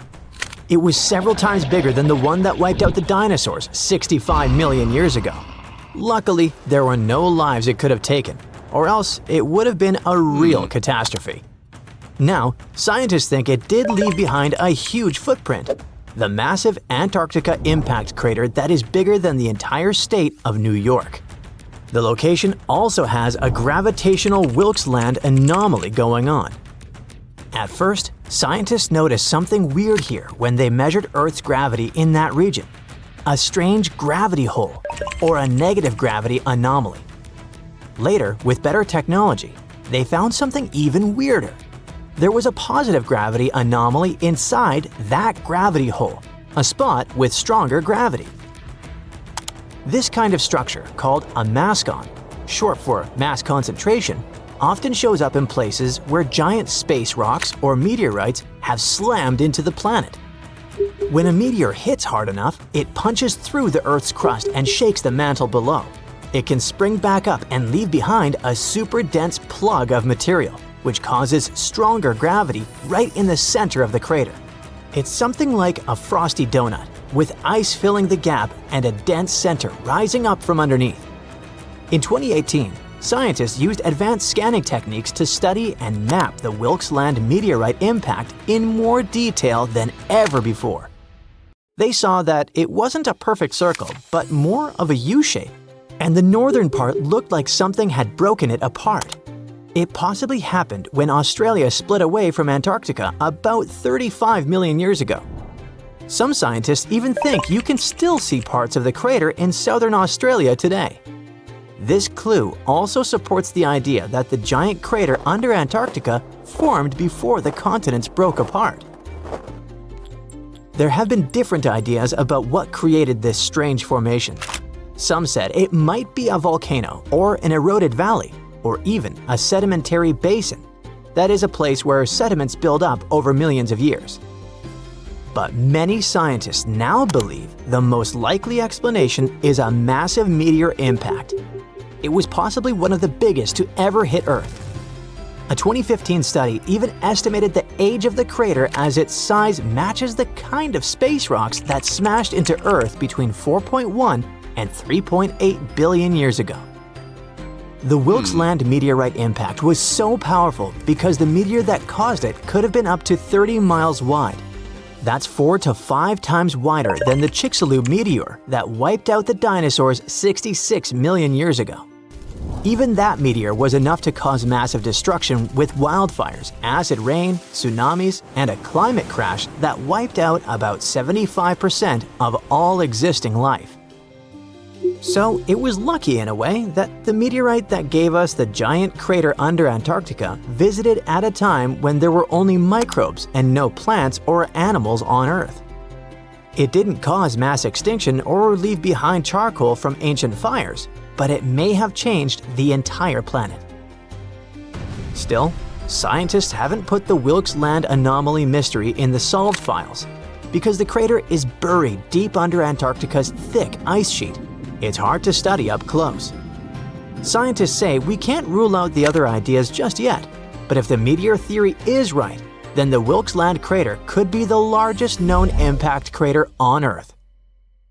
So far, this title belongs to another contestant. the Vredefort crater in South Africa. Right now, the crater is around 99 miles wide, which is huge. But it's not as wide as the Chicxulub crater in Mexico, which is about 112 miles wide. But the Vredefort crater used to be way bigger, around 155 to 174 miles wide, before time and erosion wore it down. That means even though the Chicxulub impact was striking, the Vredefort impact was likely even more powerful, the biggest one we know of that hit Earth. According to the latest study, that asteroid was 12.4 to 15.5 miles wide and might have hit Earth at a speed of 45,000 to 56,000 miles per hour. It's important for science because knowing the real size of this impact helps us build better models to understand Earth's geology and how giant impacts shape planets, even beyond Earth. Measuring ancient craters is really tricky. Over 2 billion years, erosion wears away the edges and newer rocks form over the crater. That's what happened to Vredefort.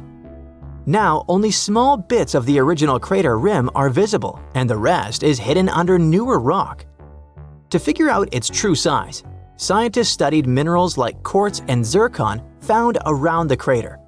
These minerals still have fractures and shock patterns that show us how powerful the blast was. Wilkes Land anomaly isn't the only case on our planet where gravity is acting weirdly. For over 40 years, scientists were trying to solve a strange mystery in Canada. Parts of the country, especially around Hudson Bay, seem to have less gravity than the rest of the world. That means if you stepped on a scale there, you'd weigh just a tiny bit less than usual.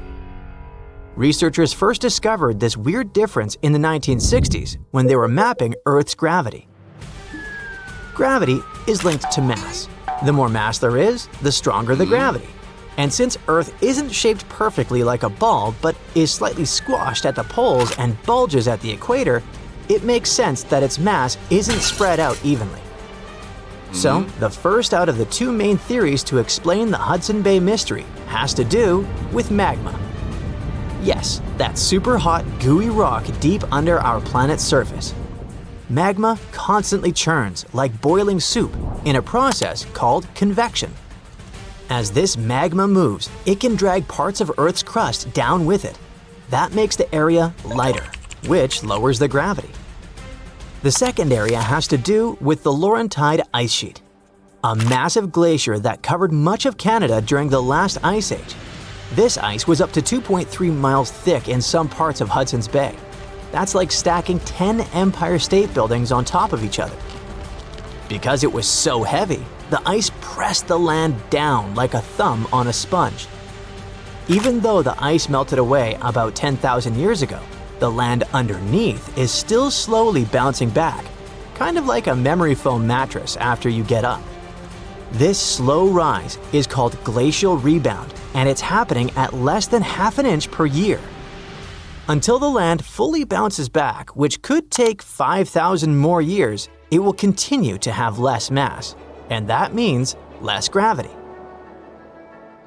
Both of these theories are right.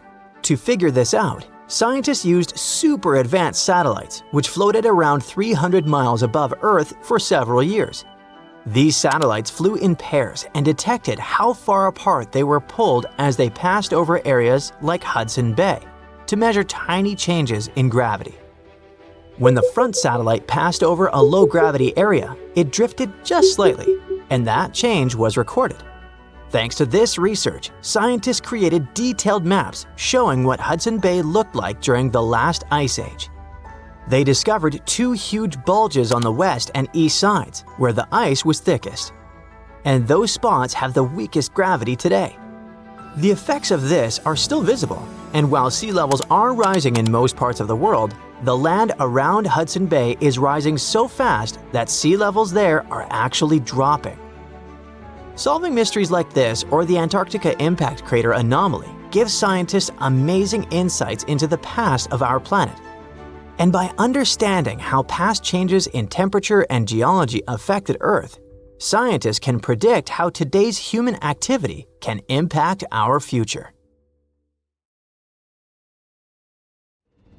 On March 24th, European skies were dominated by a glowing, insane blue spiral. The eerie sight kept growing, expanding, almost like the whole Earth was about to get sucked into a vortex.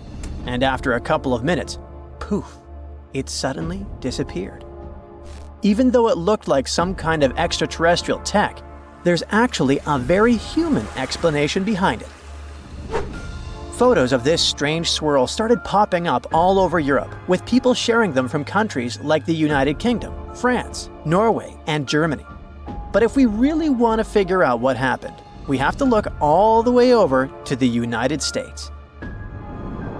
Turns out, on that same day, SpaceX's Falcon 9 rocket was launched from Florida at around 1:50 in the afternoon local time. So while most people in the US saw clear skies after the launch, it actually caused that strange anomaly in the European skies. And that happened because Falcon 9 is a reusable rocket.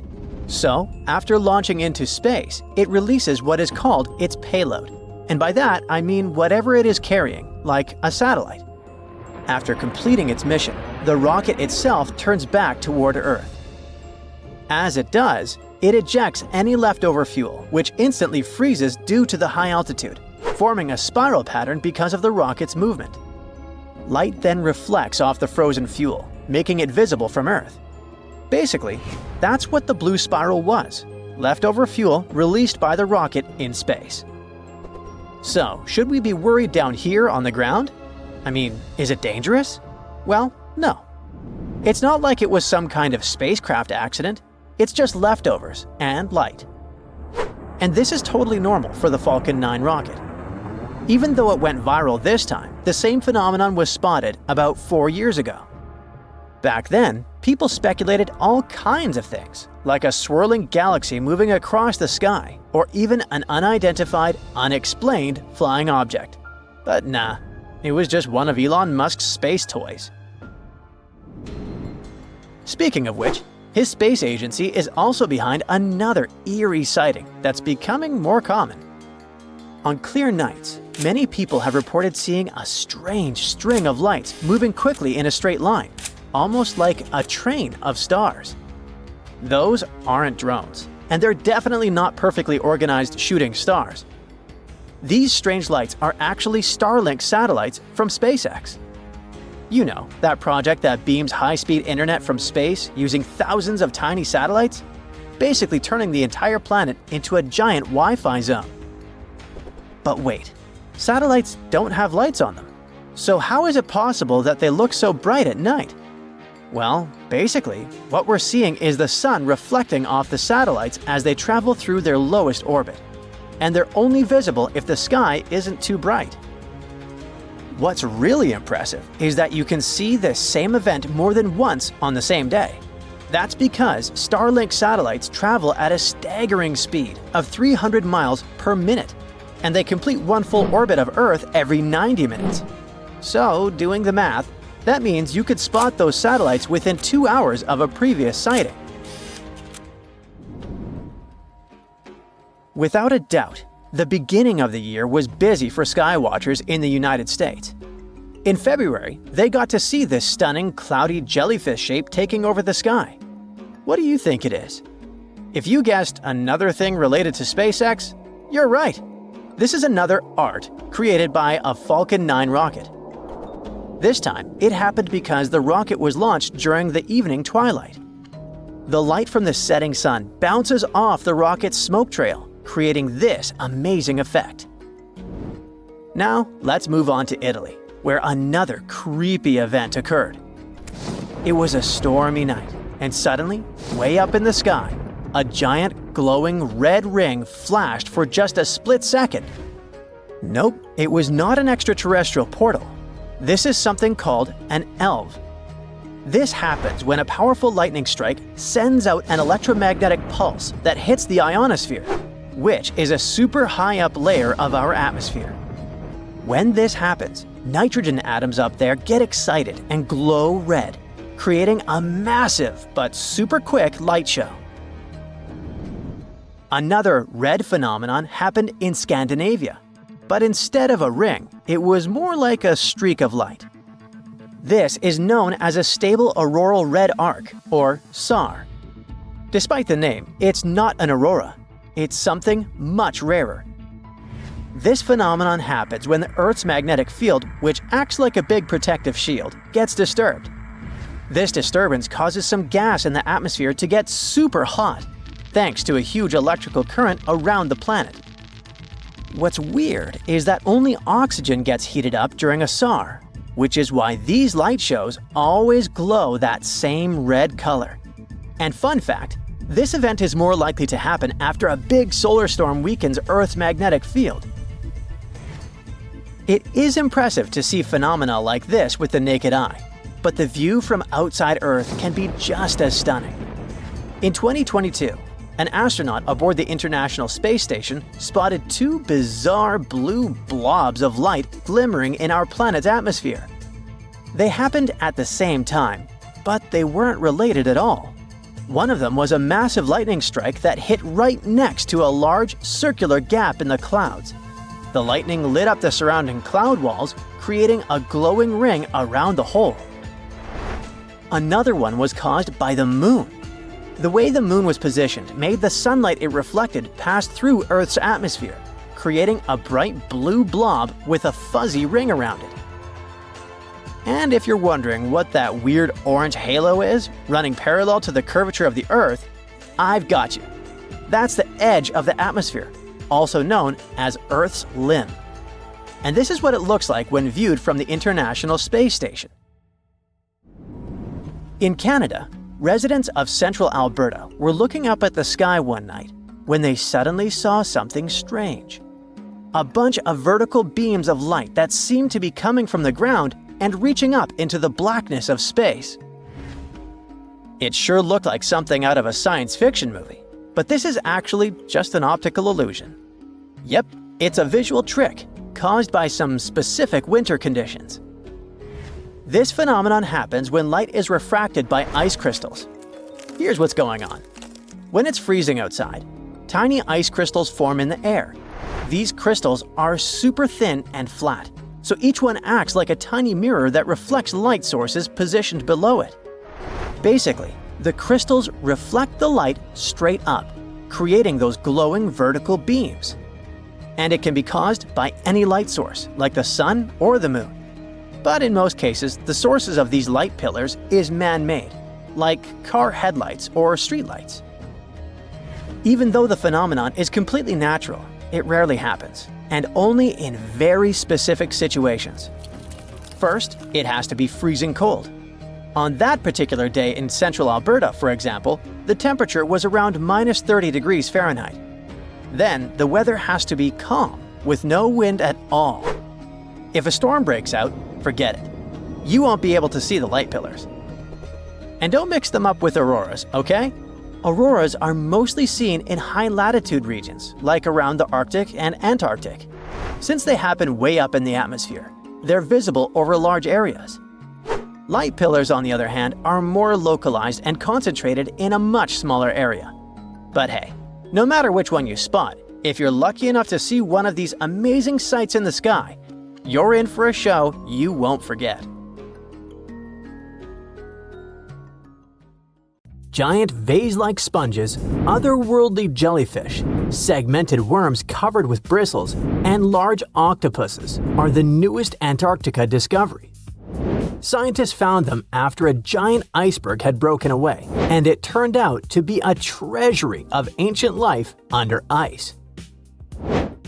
In January 2025, a huge iceberg the size of Chicago, called A84, broke off from Antarctica's George VI ice shelf, which is a large ice shelf about 280 miles long, 12 to 43 miles wide, and around 820 feet thick.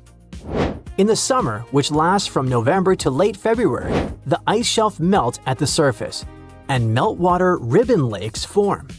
They're elongated and ribbon-like. That's how they got their name. Anyway, when the iceberg floated away, it left part of the ocean floor wide open, and it was a spot no one had ever seen before. Scientists on the research ship Falkor 2 were nearby in the Bellingshausen Sea. As soon as they heard about the iceberg, they immediately changed their plans. They understood that it was a super rare chance to check out something unknown and amazing, like lifting a rock in the forest to see what's hiding underneath. The researchers used an underwater robot named Sebastian and explored the deep sea for 8 days. They went as deep as over 4,200 feet. Down there, they found a hidden ecosystem. There were big corals and sponges literally packed with sea animals. A whole world under the ice. The researchers thought they'd find some life down there, but they didn't expect to see so much.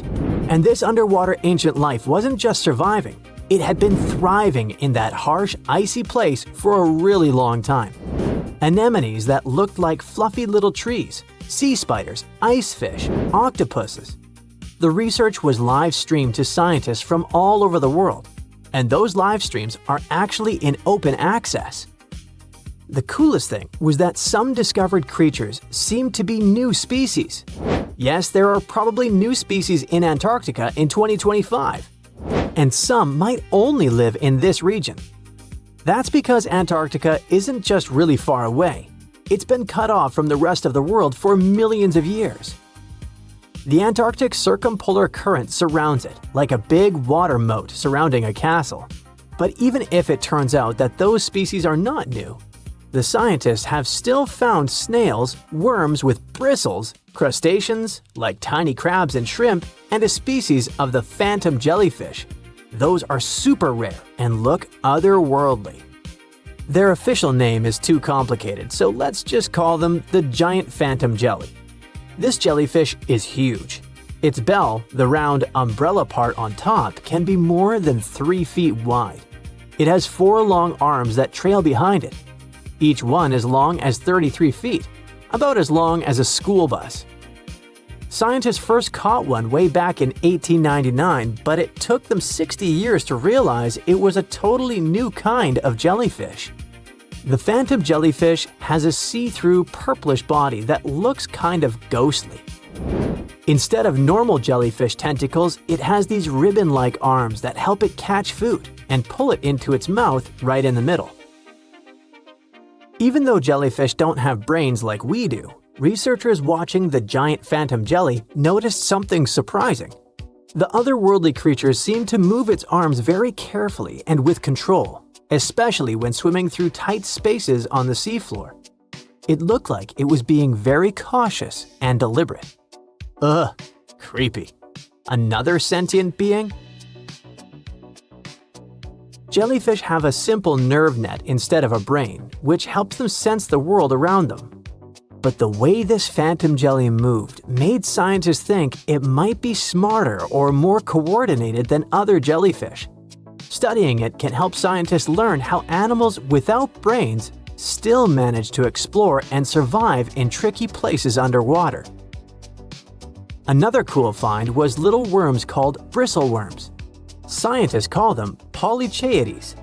But let's stick with bristleworms because it kinda sounds fun. Lots of different kinds of them live in super cold, deep parts of the ocean. Bristleworms have bodies made of many segments, and they have tiny little bristles all along their sides. These bristles help them move around, feel what's near them, and even protect themselves from danger. One cool example is the Antarctic scaleworm. It's a type of bristleworm that lives in really cold, deep waters and has shiny, golden bristles that make it look pretty fancy. During Antarctic deep-sea exploration, the team also found giant sponges shaped like vases. Usually, sponges grow very slowly. So to get that huge, they must have been growing there for a really long time, maybe even hundreds of years. Their size shows that the deep-sea animals living around them didn't just move in recently. Those sea creatures have been there for decades and managed to form thriving communities under the ice. So, it really was ancient life hiding under all that ice. And that surprised scientists a lot. In older studies, people used to drop cameras through holes in the ice or visit iceberg areas long after the ice had broken off to explore hidden ecosystems. Back then, they mostly saw bare, empty seafloor with just a few living things. But this time, the team arrived just weeks after the giant iceberg broke away, and they got to see what was hiding right underneath it. The first 9 miles behind the ice shelf can hide rich and busy ecosystems. The area is dark, cold, and hidden for ages, and still, all kinds of creatures live there. This shows that life can survive in places that seem too harsh or frozen for anything to live. On the other hand, finding all this life down there isn't super surprising. Lots of animals live in dark, cold places underwater, so it makes sense that they'd be under the ice shelf too. The ice kind of hides them and keeps them safe from anything going on above. But what's weird is how many different kinds of creatures live there, even though it used to be a really closed-off space. It actually looks a lot like the seabed in parts of Antarctica that don't have ice on top. How can that be? Usually, tiny plants called phytoplankton grow near the surface where sunlight hits. Little shrimp-like animals called krill eat those plants at night. When krill get full, they sink down and bring food and nutrients to the ocean floor. Even their waste helps feed the deep-sea creatures. But if there's a huge ice cap above, sunlight can't get through, so no plants can grow there and no krill bring food down that way. Scientists thought this would mean less food and fewer animals down there, but they found a lot of life anyway. Turns out, food and nutrients probably sneak in under the ice, carried by underwater currents, kind of like rivers flowing under the ocean. Scientists found some animals that lived a long time, so it looks like those currents, which mostly come from melting glacier water, bring enough food to keep the ecosystem healthy and full of life. No one really knows what's going to happen to all that deep-sea life now that the iceberg has floated away. Those creatures have lived under the thick ice for who knows how long, in super stable, pitch-black conditions. Obviously, they're not exactly fans of change, so losing that icy roof might totally mess with their whole setup. One of the scientists mentioned that the ice shelf the iceberg came from has been creeping backward, like 25 miles over the last 50 years. That's a part of a bigger pattern. Antarctica's ice is melting faster and faster, which pushes sea levels up around the world. That's why this Antarctica discovery matters. The team's trying to figure out not just what's happening now, but how this hidden ecosystem fits into the bigger picture. If we can understand how this place is changing over decades or even centuries, maybe we can predict what's coming next. And it's pretty amazing that breaking ice can tell us so much, right? Stonehenge is famous, but it isn't the oldest UK monument of its kind in England. That title belongs to Flagstones, a site that predates Stonehenge by about 200 years. In fact, it's possible that whoever built Stonehenge might have been copycats, or perhaps, as some prefer, inspired by flagstones. Let's start unraveling the mystery of flagstones by looking at its exact age. To crack this ancient puzzle, scientists turned to a powerful technique: radiocarbon dating prehistoric monuments. This method works on organic materials like wood, bone, or charcoal that are up to about 60,000 years old. Each of these materials contains something called carbon-14. When an organism passes away, its carbon-14 starts to break down at a predictable rate. By measuring how much is left, scientists can estimate the age of these ancient objects. The method is really impressive, so it doesn't come as a surprise that the inventor of this method was awarded the Nobel Prize. Radiocarbon dating has revealed that people built flagstones around 3,200 BCE, making it older than even the earliest parts of Stonehenge. But the mystery of flagstones is just beginning to unfold. Flagstones is located in Dorset, in southwest England, about 37 miles away from Stonehenge. It was discovered in the 1980s when workers were building a new road. Archaeologists dug up a huge circular ditch about 330 feet wide, made with overlapping pits. Inside the pits, they found the remains of at least 7 people, a cremated adult, 3 young individuals, and 3 other adults whose bodies were partly cremated. This shows that people could have used the site as an ancient cremation burial site. Flagstones is basically a big, ancient circle that popped up right where early farming communities were spending their time. If you went there today, you wouldn't see any obvious walls or banks, but if you look inside the pits that make up the circle, you'll find chalk rubble from both sides.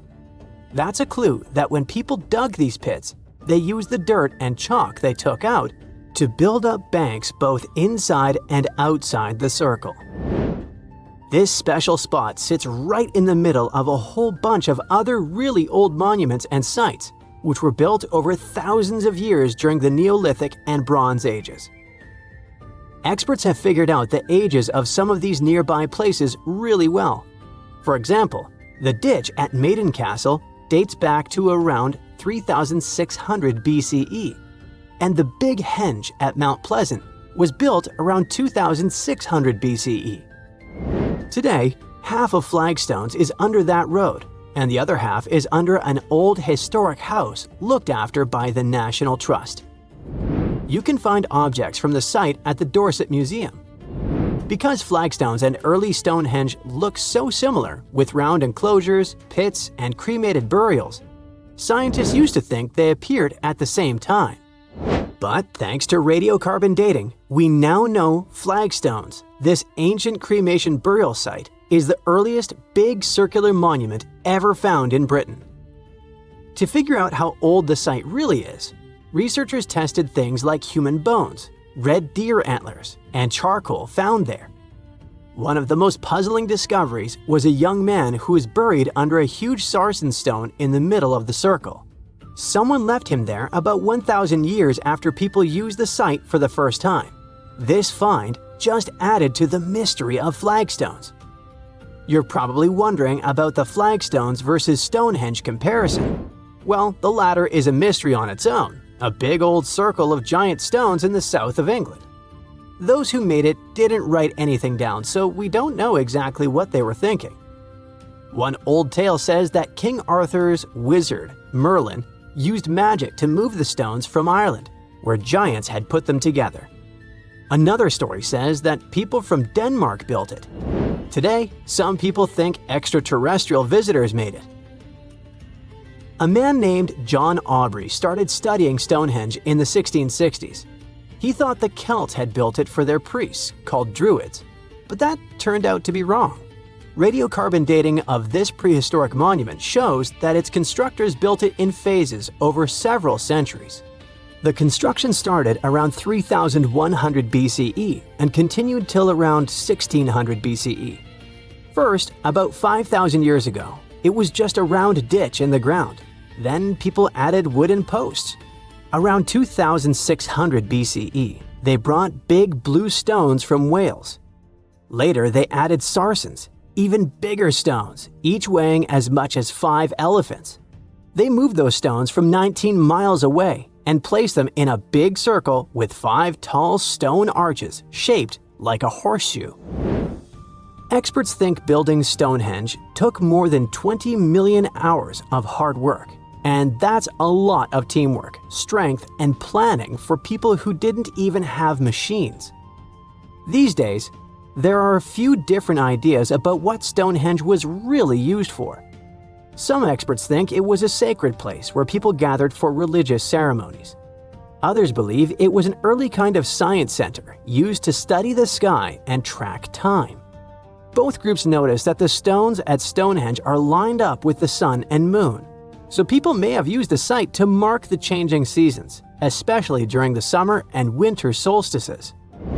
Some think it worked like a giant calendar, helping people figure out dates or predict things like solar eclipses. Stonehenge was an ancient cremation burial site too, at least for some time. Anyway, if we continue with the flagstones versus Stonehenge comparison, we can't but dwell more on the age of these monuments. Flagstones is older than Stonehenge. In fact, it's one of the oldest UK monuments. It's really special because it's the most ancient big round enclosure ever found in Britain. According to the newest studies, its age is about 5,200 years old. After it was built, more and more round monuments started popping up in other places too. Before its construction, most ancient monuments were long and straight, like rectangular barrows or burial mounds, or long ditches called cursus monuments. Some had even more random shapes, but the Flagstones monument shows a big change. People were starting to build in circles instead. Some experts think this idea of circular monuments might have come from Ireland, where people were already burying cremated bodies in round tombs. On the other hand, even though Flagstones has turned out to be older than Stonehenge, the new findings suggest that Stonehenge might need to be redated. Some of the objects found at Stonehenge, like animal bones, are actually older than the main structure itself. For example, near the entrances to Stonehenge, archaeologists found deer bones and cattle skulls that date to around 3,200 BCE. Experts used to think that people kept those bones for a long time before burying them. But it's possible there was an early version of Stonehenge made from overlapping pits that existed before the big circular ditch was built around 2,900 BCE. Now, could Flagstones and Stonehenge have been part of a bigger shared tradition? Could there have been other ancient cremation burial sites in the UK? After all, these constructions aren't the only round prehistoric monuments in Britain. In Wales, there's a similar site called Llandagai, which also looks like a circular burial place. Such a way of burying the deceased might have been a common custom across the UK because you can see similar structures in Eastern Ireland. In the Boyne Valley, for example, there are ancient places like the Mound of the Hostages that people used in the same way. Now, researchers want to do more digging in Ireland to see if some of those monuments were built before 3,200 BCE. If they're even older than flagstones, they might help explain where the idea of building round burial sites started and why people across Britain and Ireland were building them. The more we learn, the better we'll understand what these sites were really for and how the people back then might have shared beliefs and traditions across the sea. Hopefully, one day, we'll figure out the mystery of flagstones, one of the oldest monuments in the UK. Let's face it, most ancient tombs have been looted at least once. No matter how scary the rumors could have been, most mummies were open too. But one. This is the Bashiri mummy, and it puzzles everyone so much that nobody dares to see what's inside. Meet Howard, but you must know him already if you're into Egyptian history. He's primarily famous for discovering King Tut's tomb back in 1922. But few people know that before this revolutionary discovery, he had probably found another mummy. It happened in 1919, and it goes by several names, either the Bashiri mummy or the Mummy of Pacheri, or the Untouchable One. Some reports say that Howard stumbled upon the Bashiri mummy in Luxor's Valley of the Kings, just where he would later find Tut's tomb. Despite this find, not much is known about this particular mummy. The reason why it's still unharmed in any way is not because of some superstitions, but because nobody is sure that they can undo what they do if something goes wrong. The mummy is so intricately wrapped that researchers never unfurled it for fear of irreversible damage. The golden rule of anyone who works with antiquities: if you're not sure you can't make it better or preserve it unchanged, do not touch it. History knows many examples of ancient relics ruined beyond repair, say Ecce Homo, or smiling statue restoration. The delicate fabric that covers the mummy's face has this cool design that kind of looks like a pyramid. The researchers are not 100% sure, but this might be the only one of its kind with that embalming style. But without knowing the ancient technique, it's next to impossible not to ruin the mummy while unwrapping and wrapping it back. Back in the day, people, both experts and looters, would unwrap mummies for all sorts of reasons, mostly to study them. Luckily, these days, we have advanced tech that lets us check out what's inside a sarcophagus without having to unwrap anything. After taking a closer look at the Bashiri mummy, researchers figured out that it belonged to a man who was around 5.5 feet tall and lived during the Ptolemaic era, which makes this mummy roughly 2,300 years old. The Egypt Museum shared that the X-ray scan also uncovered an inscription of the guy's name, but it's a bit tricky to tell if it says Pacheri or Nenu, adding to the intrigue. The museum also pointed out that the fancy casing the mummy is in features all sorts of decorated scenes. You can see the mummy lying on a bed, flanked by deities Isis and Nephthys, along with the 4 sons of Horus. Plus, there are 2 images of the funerary god Anubis at the feet of the casing. By the way, Bashiri mummy is not the only one that has remained untouched. This is Issa Temkebde, and Gaston Maspero, a French archaeologist, made the decision to leave her mummy untouched, wanting to keep her resting peacefully since she was in such amazing shape. He did mention, though, that her tomb had been raided long ago. Thanks to some X-ray work, we learned more about the mummy. The scans revealed a few artifacts still wrapped up with the wife of a high priest, including amulets around her neck, right arm, and forehead. The X-rays also showed she had some dental issues and arthritis in her knees. While she passed away as an older woman, it's tough to pinpoint her exact age. However, various sources from her son's reign indicate that she was held in high regard in the kingdom. Isatemkebd served as the sister wife of Penejam II. You got me right, they were related by blood and were siblings, but back then it was pretty common to get married this way to preserve the purity of the bloodline. Say that to Habsburg, duh. Their chase for purity only led to inbreeding and the notorious Habsburg's jaw. Right, I guess we should not judge ancient Egyptian rules and morals, but what we can say for sure is that both Bashiri and Isatemkebd were incredibly lucky to stay untouched. The odds were not in King Tut's favor, though. The researchers' work hit him hard.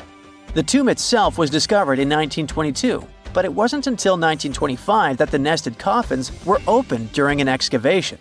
The outer coffin, held together with silver pins, opened up to show another coffin shaped like a mummy, decorated with colorful glass and flower garlands. There were worries about the king's mummy because it had been exposed to moisture. The middle coffin was pretty heavy and didn't have any handles, so they had to be super careful taking it out.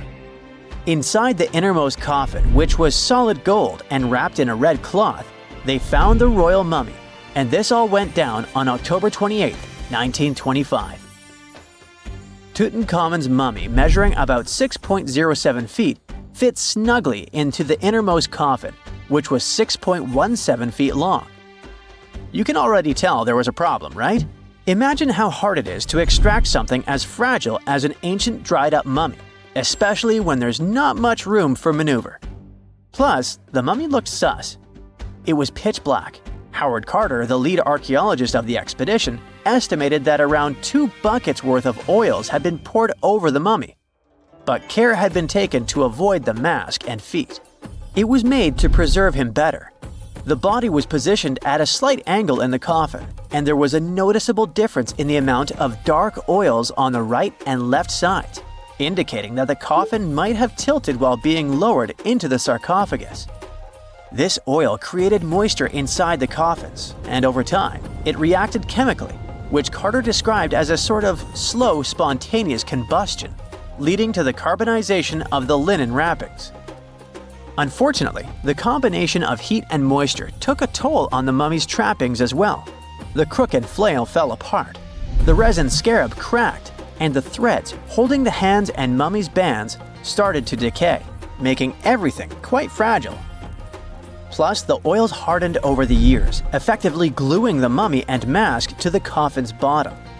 To try and separate the mummy from the inner and middle coffins, they were placed in the sun for several hours, reaching temperatures of 149 degrees Fahrenheit. Despite this effort, the mummy remained stuck, so the initial examination had to be done right where it was. The first part of Tutankhamun's mummy the researchers checked out was his lower legs and feet, meaning they started the examination from the bottom up. As they peeled back the bandages, they uncovered the first of many treasures wrapped up with the king. They took their time to carefully document and photograph everything they found. The inner layers of bandages were in pretty bad shape, mostly turning to dust, making it tough to figure out how everything was originally wrapped. Still, the overall methods matched what was seen in other nobles' mummies from that time. Lots of folded linen pads were used to shape the torso and thighs. The outer and inner bandages were made from fine linen, while the middle layers were coarser. They had some intricate bandaging around the shoulders and chest with a similar style around the groin. Each limb, along with fingers and toes, which were fitted with gold caps, was wrapped separately. Tutankhamun even wore gold foil sandals on his feet. They hoped to separate the mummy from the coffin by removing the outer bandages, but the resins had stuck the body to the coffin. So, the researchers ended up chiseling it out. To do this, they had to cut the torso in half at the hips and disarticulate the arms to continue unwrapping. Each part was treated with hot paraffin wax for stability, and later the hands and feet were reattached with resin. Finally, they used hot knives to detach the head from the mask. To check the teeth, it was decided to make an incision around the jaw and neck, which was later fixed with resin. So technically, the scientists did all they could to preserve the mummy, but still, in a way, it ended up being damaged beyond repair. What do you think? Should they have left it in the coffin? Or did they do the right thing? Let us know in the comments. Now, I don't want to freak you out, but something bizarre has erupted in the depths of space. It was an explosion brighter than billions of suns. But the real mystery is that it doesn't match anything astronomers have ever seen. Usually, cosmic events like this follow familiar patterns, but not this one. It's a cosmic anomaly. This strange cosmic explosion has left astronomers totally baffled. It could be a super rare event where everything lines up just right, or it could be something completely new, never seen before. This event was first detected by an X-ray space telescope called the Einstein probe on April 8, 2024. It first appeared to be a regular gamma-ray burst. Those typically give off incredibly bright X-rays. But could the answer really be so simple? Something didn't add up. Now, gamma-ray bursts are the most powerful explosions in the universe, and they can happen in unusual ways. Long-duration gamma-ray bursts are caused by the demise of massive stars that spin incredibly quickly. When these stars run out of fuel, their cores collapse under gravity, forming an extremely dense object, like a black hole. At the same time, the outer layers of the star are blown away in a massive explosion called a supernova. Gamma-ray bursts are followed by jets. Those are twin beams of material shooting out from opposite sides of the collapsing object. They're super fast, moving at nearly the speed of light. These jets appear brighter if they're pointed directly at us. It's like how a flashlight beam is brightest when it's aimed straight at you rather than at an angle. Now back to our unusual cosmic explosion. Remember me telling you something wasn't adding up? Hey, it was just 45 seconds ago.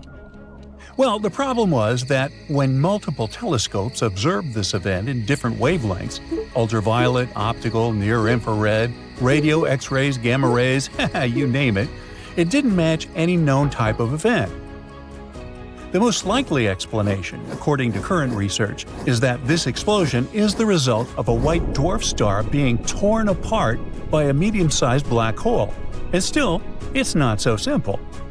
Now, black holes are areas in space where gravity is so strong that nothing, not even light, can escape. That's why they're called black holes. It's believed that stars with at least 3 times the mass of our Sun can collapse under their own gravity once they run out of their stellar fuel.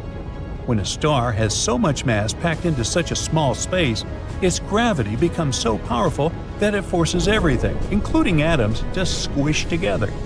This intense density leads to the formation of a black hole.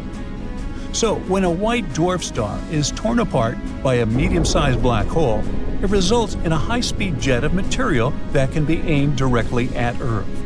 So, could this space disaster be the reason behind our mysterious event? Unfortunately, even though it ticks some boxes for several types of phenomena, including the one involving a white dwarf, it still doesn't fit all the criteria for any of them. The event's short duration and high luminosity are hard to explain using any scenarios we can produce. So, does it mean we have come across something completely new? The universe is full of energetic flashes caused by outbursts from stars and black holes, supernova explosions, stars being eaten by black holes, and other cosmic events.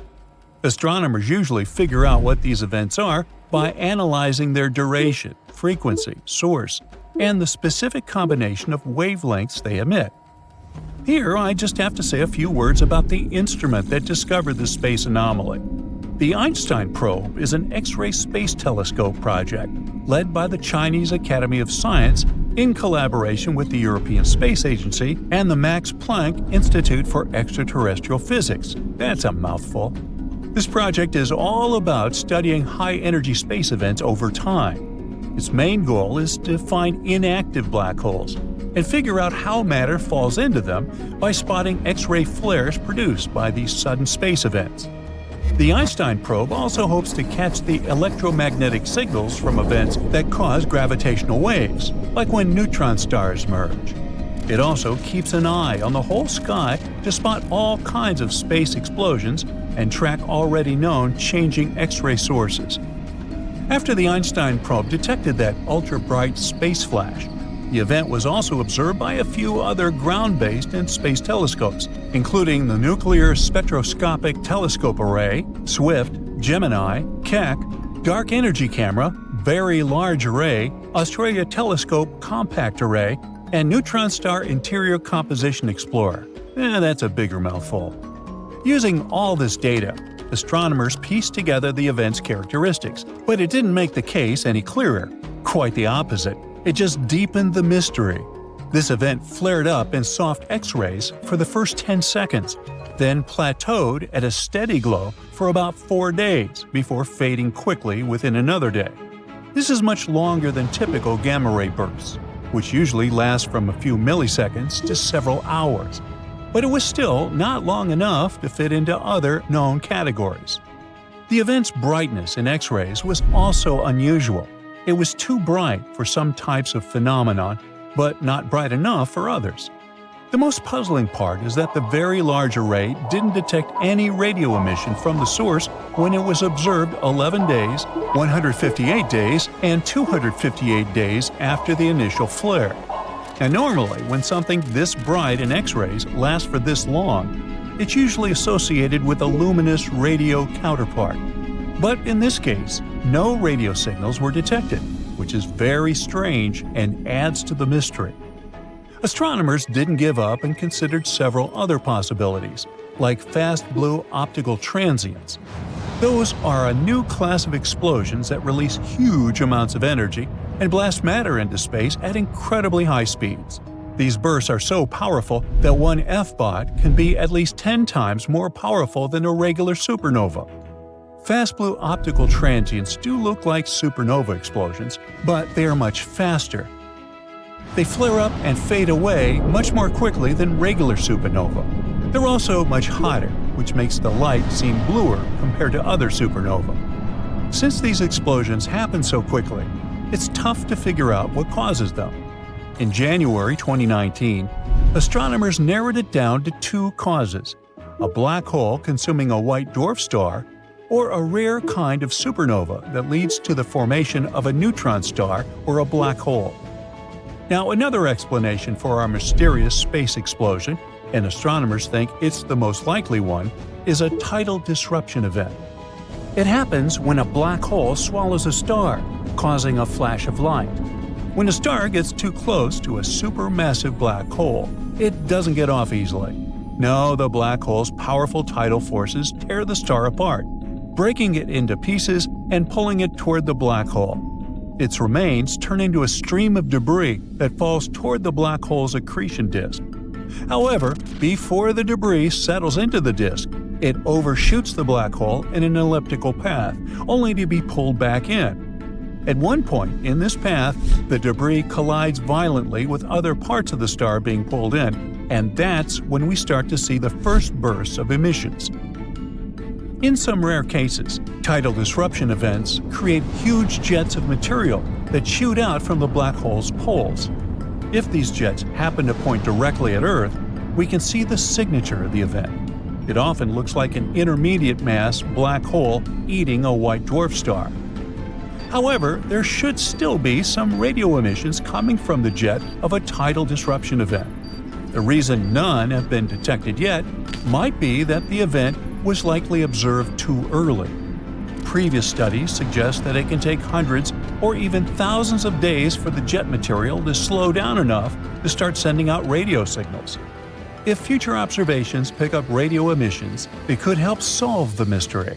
But if there are no signals, it might mean it's a very unusual gamma ray burst or something completely new that we haven't seen before.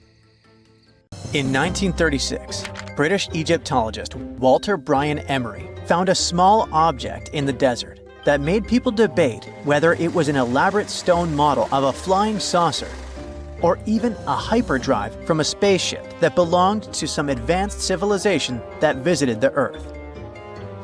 Emery spent years excavating sites along the Nile River Valley, especially in the huge ancient necropolis of Saqqara.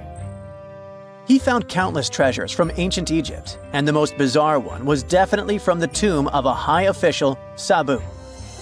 Historians don't know exactly who he was for sure. Some sources say he was a king's son. His burial at Saqqara means he was an important figure in the royal court. There are no records from this early period he lived in, so Sabu's role and fate are still a mystery.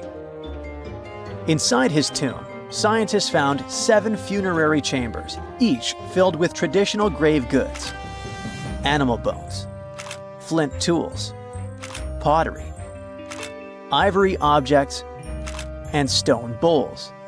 And then there was a strange, broken artifact that became famous as the Disc of Sabu.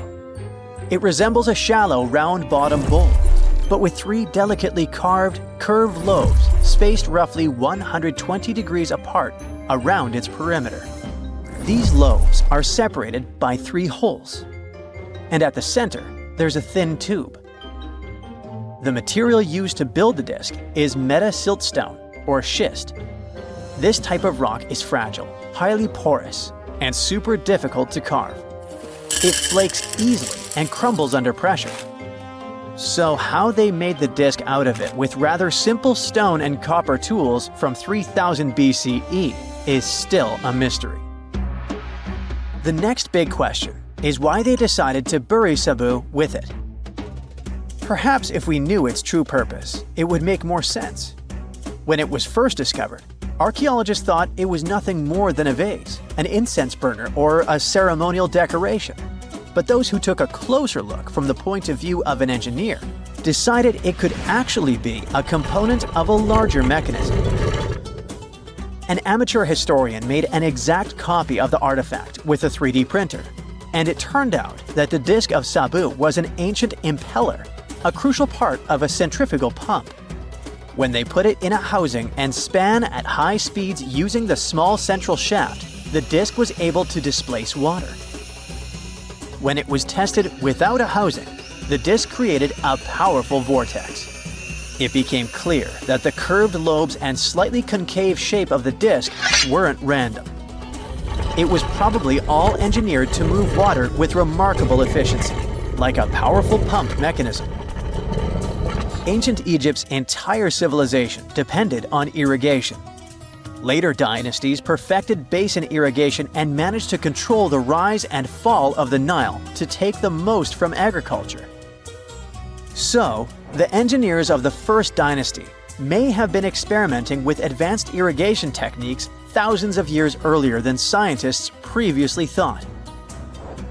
But then again, some people have doubts schist is strong enough to be used for a pumping mechanism. They suggest that artisans from Egypt's first dynasty were trying to recreate an even older object, using whatever tools and materials they had. It could be a stone replica of something originally made from metal, possibly belonging to a civilization far older and more advanced than ancient Egypt itself. One Swiss author takes this idea even further and proposes that the disc is a copy of a component from an extraterrestrial spaceship's hyperdrive, or stone model of a flying saucer. One French researcher believes the disk of Sabu was part of a secret massive factory system to manufacture sodium carbonate inside pyramids. Some people suggest that the disk may have been a primitive tool for weaving ropes. The lobes held strands of silk or fiber that were twisted into twine when it was spun. Or it may have been a gigantic lamp. Another historical mystery is a map from 1513 that is believed to be the oldest surviving detailed map showing the Americas. The author of the map is a Turkish captain, Piri Reis. He never crossed the ocean himself and put together this map from 20 regional maps. He used an Arab map of India, 4 Portuguese maps showing India and China, and a map of America by Christopher Columbus as he saw it. This last map was lost for many years, so Reis's map gave us an idea of what Columbus must have recorded during his third voyage to the New World. A historian who studied the map suggested that it showed Antarctica in prehistoric times because it strangely resembled Antarctica's true coastline, the way it looked when it was free of ice. But it was later proven that this idea wasn't right. Another idea that rocked the science world was Klerksdorp spheres. They were found in deposits of mineral pyrophyllite in South Africa and looked like tiny ancient cricket balls with lines around the middle. Back in the 1980s, there was a theory that some super advanced pre-flood civilization we know nothing about had made these spheres. One journalist shared stories about how they rotated on their own in a display case. There was also a TV show that invited a psychic who was telling everyone the spheres were pieces of an ancient spaceship. But according to geologists, these spheres are pretty regular spherical objects formed from different minerals than the surrounding rock. The seam-like lines on them are just imprints from the host rock's layers building up over time. The Klerksdorp spheres come in different shapes, from flattened spheres to distinct disks. As for that episode when one of these spheres spun on its own, the curator of the Klerksdorp Museum cleared that up too. He said that when he put one sphere on its glass shelf when the journalist came to visit, the sphere rotated a bit because it's round. There are some gold mining activities going on nearby, so the land where the museum stands often experiences earth tremors. In a remote part of China, there are some bizarre pipe-like formations known as the Beigon Pipes. A local explorer found them back in 1996 protruding from Mount Beigon and along the shores of Tosan Lake nearby. Some people thought they were the work of ancient guests from other planets. When scientists tested samples of the pipe material, they found out that they contained mostly common minerals, but there was a mysterious 8% of unknown stuff. Some extra tests showed that these pipes had been there before humans. Chinese geologists later visited the site and suggested that these pipes were formed naturally over time. It was probably fossilized tree roots from the area's super green past. It's still a real mystery with no clear-cut answer.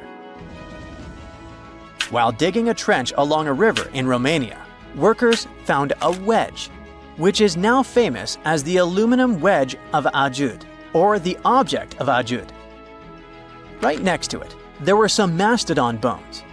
Those distant relatives of elephants lived 11,000 years ago. So some people concluded the wedge is of the same age. The cool part is that it's made of aluminum, but this metal wasn't discovered until the 1800s. This material requires serious heat to produce. The wedge is said to be covered in a thick layer of oxide that's been sitting there for hundreds of years. Some folks believe this wedge must have crash-landed here on a spacecraft from some other planet. Some scientists think it's all a hoax, and others suppose it might be a human-made object with an unknown purpose. Scientists have finally solved the Loch Ness Monster mystery. Here's the spoiler, you ready? It's not a real monster. It's probably a dinosaur that survived through the ages, or just a bunch of debris floating on the water. Thanks to many findings on the Loch Ness creature, we have proof of another story to tell you. It was 1933 when a man named George Spicer and his wife were driving along the shores of Loch Ness. That's when they saw something massive with a long neck moving across the road. It looked like a creature straight out of the prehistoric era, a dinosaur-like beast unlike anything they'd ever seen. That was the moment that Loch Ness monster theories started spreading around like wildfire. One of the most famous Loch Ness monster sightings came just a year later, in 1934, when a man took a photograph that became the most well-known image of Nessie. That's the nickname she was given. She? Anyways, the photo, known as the surgeon's photograph, showed a long-necked creature rising out of the water, and for years it convinced people that the monster was real. But years later, the truth came out. One of the men who helped take the photo confessed it was all a hoax. The photo had been staged after all. When the photo was published, it had been significantly cropped. This made the animal in the picture look much bigger than in real life, fueling the theories that the Loch Ness monster did in fact exist. In the 1960s, one of the first big scientific attempts to investigate the mystery of the Loch Ness monster happened. A research team took sonar equipment to the lake and spent hours scanning the waters in search of evidence of large creatures. What they found was puzzling. They recorded several objects moving deep in the loch, or lake, with no clear explanation as to what it was. Though the team didn't manage to capture anything definitive, this sighting helped fuel the belief that there was indeed something massive living in Loch Ness. After that, research about the mystery of the Loch Ness monster kept popping up. In 1972, with the help of underwater photography, some researchers managed to capture strange images, which got people's hopes up for a minute. But the truth is, this early research about the Loch Ness monster was far from conclusive. Now, of course, not everyone bought into the mystical, magical theories about the Loch Ness monster. Theory 1, from a professor of zoology at Oxford University, has made it clear that the monster is a biological impossibility. Hey, my pediatrician said that about me, too. Meanwhile, he says that no skeletal remains have ever been found in the region. Plus, no fishermen have ever caught anything resembling the creature in their fishing nets. For him, this works as proof that it simply can't be real. When it comes to the famous photos of the Loch Ness monster as evidence, well, that's pretty simple. The professor offers a more down-to-earth explanation. He argues that these images are either showing floating debris or birds, like cormorants, which have long necks and often appear to be low in the water. When people refute his suggestion, he takes us back to human psychology and explains that people often make mistakes and misjudge the size of things, especially when they just caught a glimpse of it, and even more so when they are hoping to see something specific. Now, many of those alleged photos depict an animal with a long neck and a small head, which has led some to believe that what they're seeing is a plesiosaur, a giant marine reptile that lived 215 million years ago and disappeared with the dinosaurs. The idea of a plesiosaur surviving all these years is a theory that's been around since the first sightings of the creature. But this researcher isn't buying it. He explains that no plesiosaur fossils have been found in the region dating to anything later than 66 million years ago. The idea of a prehistoric creature still lurking in the waters of Loch Ness just doesn't hold up scientifically. Then there's theory number 2, from a British naturalist who has spent over 50 years investigating the Loch Ness monster phenomenon. His conclusion is a little less dramatic. He believes that most people who report sightings of long-necked creatures are misidentifying other animals. He suggests people think they are seeing a sea serpent. Reports of sightings from the Loch Ness monster have been around since the 6th century CE, long before they were distilling Scotch whiskey or other explanations. Early reports of these sea serpents describe large creatures with long snake-like bodies and multiple humps. Some say the creatures were as big as boats, and many swore they saw something swimming in the waters. Many of these early sea serpent sightings may have been misunderstandings or exaggerations of normal animals in the loch, like large fish or even swimming birds. They could have been large eels, which are known to live in Loch Ness. These eels, especially when they're moving, might have given the impression of a long, undulating creature in the water.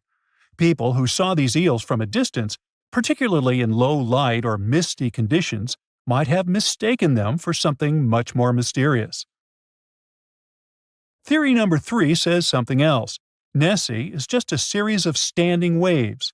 These happen when two boat wakes move in opposite directions, creating a big hump in the water that could look like a creature from a distance. Loch Ness enthusiasts even showed how it works, with footage from Fort Augustus, where a river meets Loch Ness. These enthusiasts had big plans to use drones with infrared cameras and special underwater microphones to search the loch. Now, Loch Ness is massive, stretching around 23 miles long and more than 700 feet deep. So, they thought they needed drones and infrared cameras to put an end to this discussion. But despite everything, they haven't found Nessie. But it's not only the Loch Ness Monster that lacks scientific explanation. There have also been scores of sightings of Yetis and Sasquatches that no one can really explain. Folks have made movies, dreaming of finding the truth about these creatures. But, according to recent research and evidence, it looks unlikely that we'll ever find definitive evidence of their existence. Science says they can explain Sasquatch sightings, and this is how. Biologists who study wildlife using camera traps, which are set up in remote areas to capture images of passing animals, have long attempted to find elusive species. These cameras detect movement and snap pictures, providing invaluable data on the biodiversity of different ecosystems.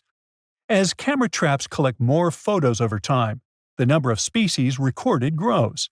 However, after a while, the number plateaus, suggesting that no new species are being detected. While it's impossible to claim 100% certainty, researchers say that after significant camera deployment, it's safe to say the likelihood of discovering new species, especially large ones like Bigfoot or the Yeti, drops significantly. Camera trap studies have been running for years in regions where these creatures are rumored to live, but so far, no conclusive evidence has surfaced. Instead, the supposed proof of Bigfoot or the Yeti often comes from blurry photos or shaky videos taken by individuals who claim to have encountered them.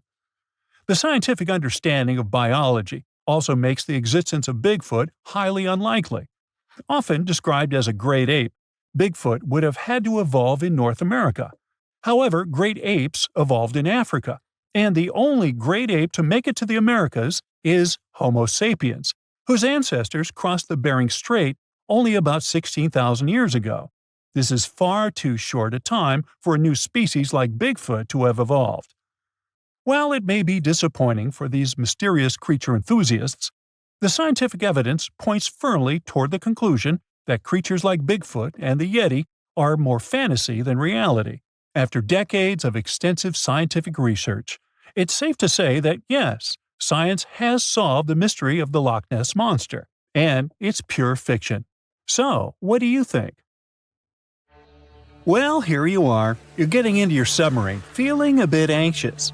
You're going to descend hundreds of feet underwater to explore the ocean floor. So many things can go wrong. Technical issues, insane water pressure, dangerous marine monsters, mysterious eerie sounds. Wait, what? Eerie sounds so deep underwater? Yep, a strange humming noise is coming from the ocean depths. What makes it even creepier is that it only appears during dusk and dawn. This noise might act as a dinner bell, since it's likely to have a connection to massive groups of sea creatures moving up and down through the water to feed. But so far, it's just a theory. Using highly sensitive underwater microphones, researchers recorded a mysterious low-frequency hum at depths of 660 to 3,300 feet. The sound wasn't very loud, just 3 to 6 decibels above the usual ocean background noise. For comparison, when someone is whispering in a quiet library, the sound reaches 30 decibels. The underwater noise also had a puzzling or humming quality. The weirdest thing? Despite their efforts, the researchers couldn't pinpoint a single species responsible for the sound. The noise originates in a region known as the twilight zone of the ocean. This region is dark and doesn't have many nutrients, with no sunlight for photosynthesis. Life here relies on organic debris falling from above, such as deceased organisms or waste material. At the same time, while it may sound barren, The twilight zone is far from empty. A 2015 study estimated that up to 90% of the world's fish could live in this zone, including many undiscovered species. Now, back to the mysterious noise. The researchers believe the sound may be linked to the vertical migration of small marine creatures like fish, shrimp, and squid. These animals move upward toward the surface at sunset to feed on plankton and nutrients, using darkness to avoid predators. At sunrise, they return to the depths to hide. This migration, which is one of the largest animal movements on Earth, involves billions of organisms and occurs daily. Scientists suspect that the strange hum might occur during this migration, as a way for the creatures to communicate or coordinate their movements.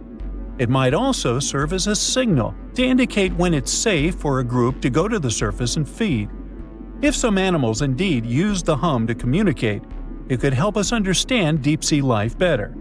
The Twilight Zone has always been considered a quiet environment, but such a discovery hints at complex social behaviors and interactions among its inhabitants. But it's not only the ocean that produces bizarre sounds. Earth is humming non-stop too. Unfortunately, you can't hear this soundtrack. This hum isn't from earthquakes. It's produced by subtle ongoing vibrations in the planet's crust. They're too faint for us to feel and can only be detectable with special equipment. Scientists have long known about this phenomenon called free oscillation and have recorded this persistent hum. Earthquakes are the most noticeable ground movements.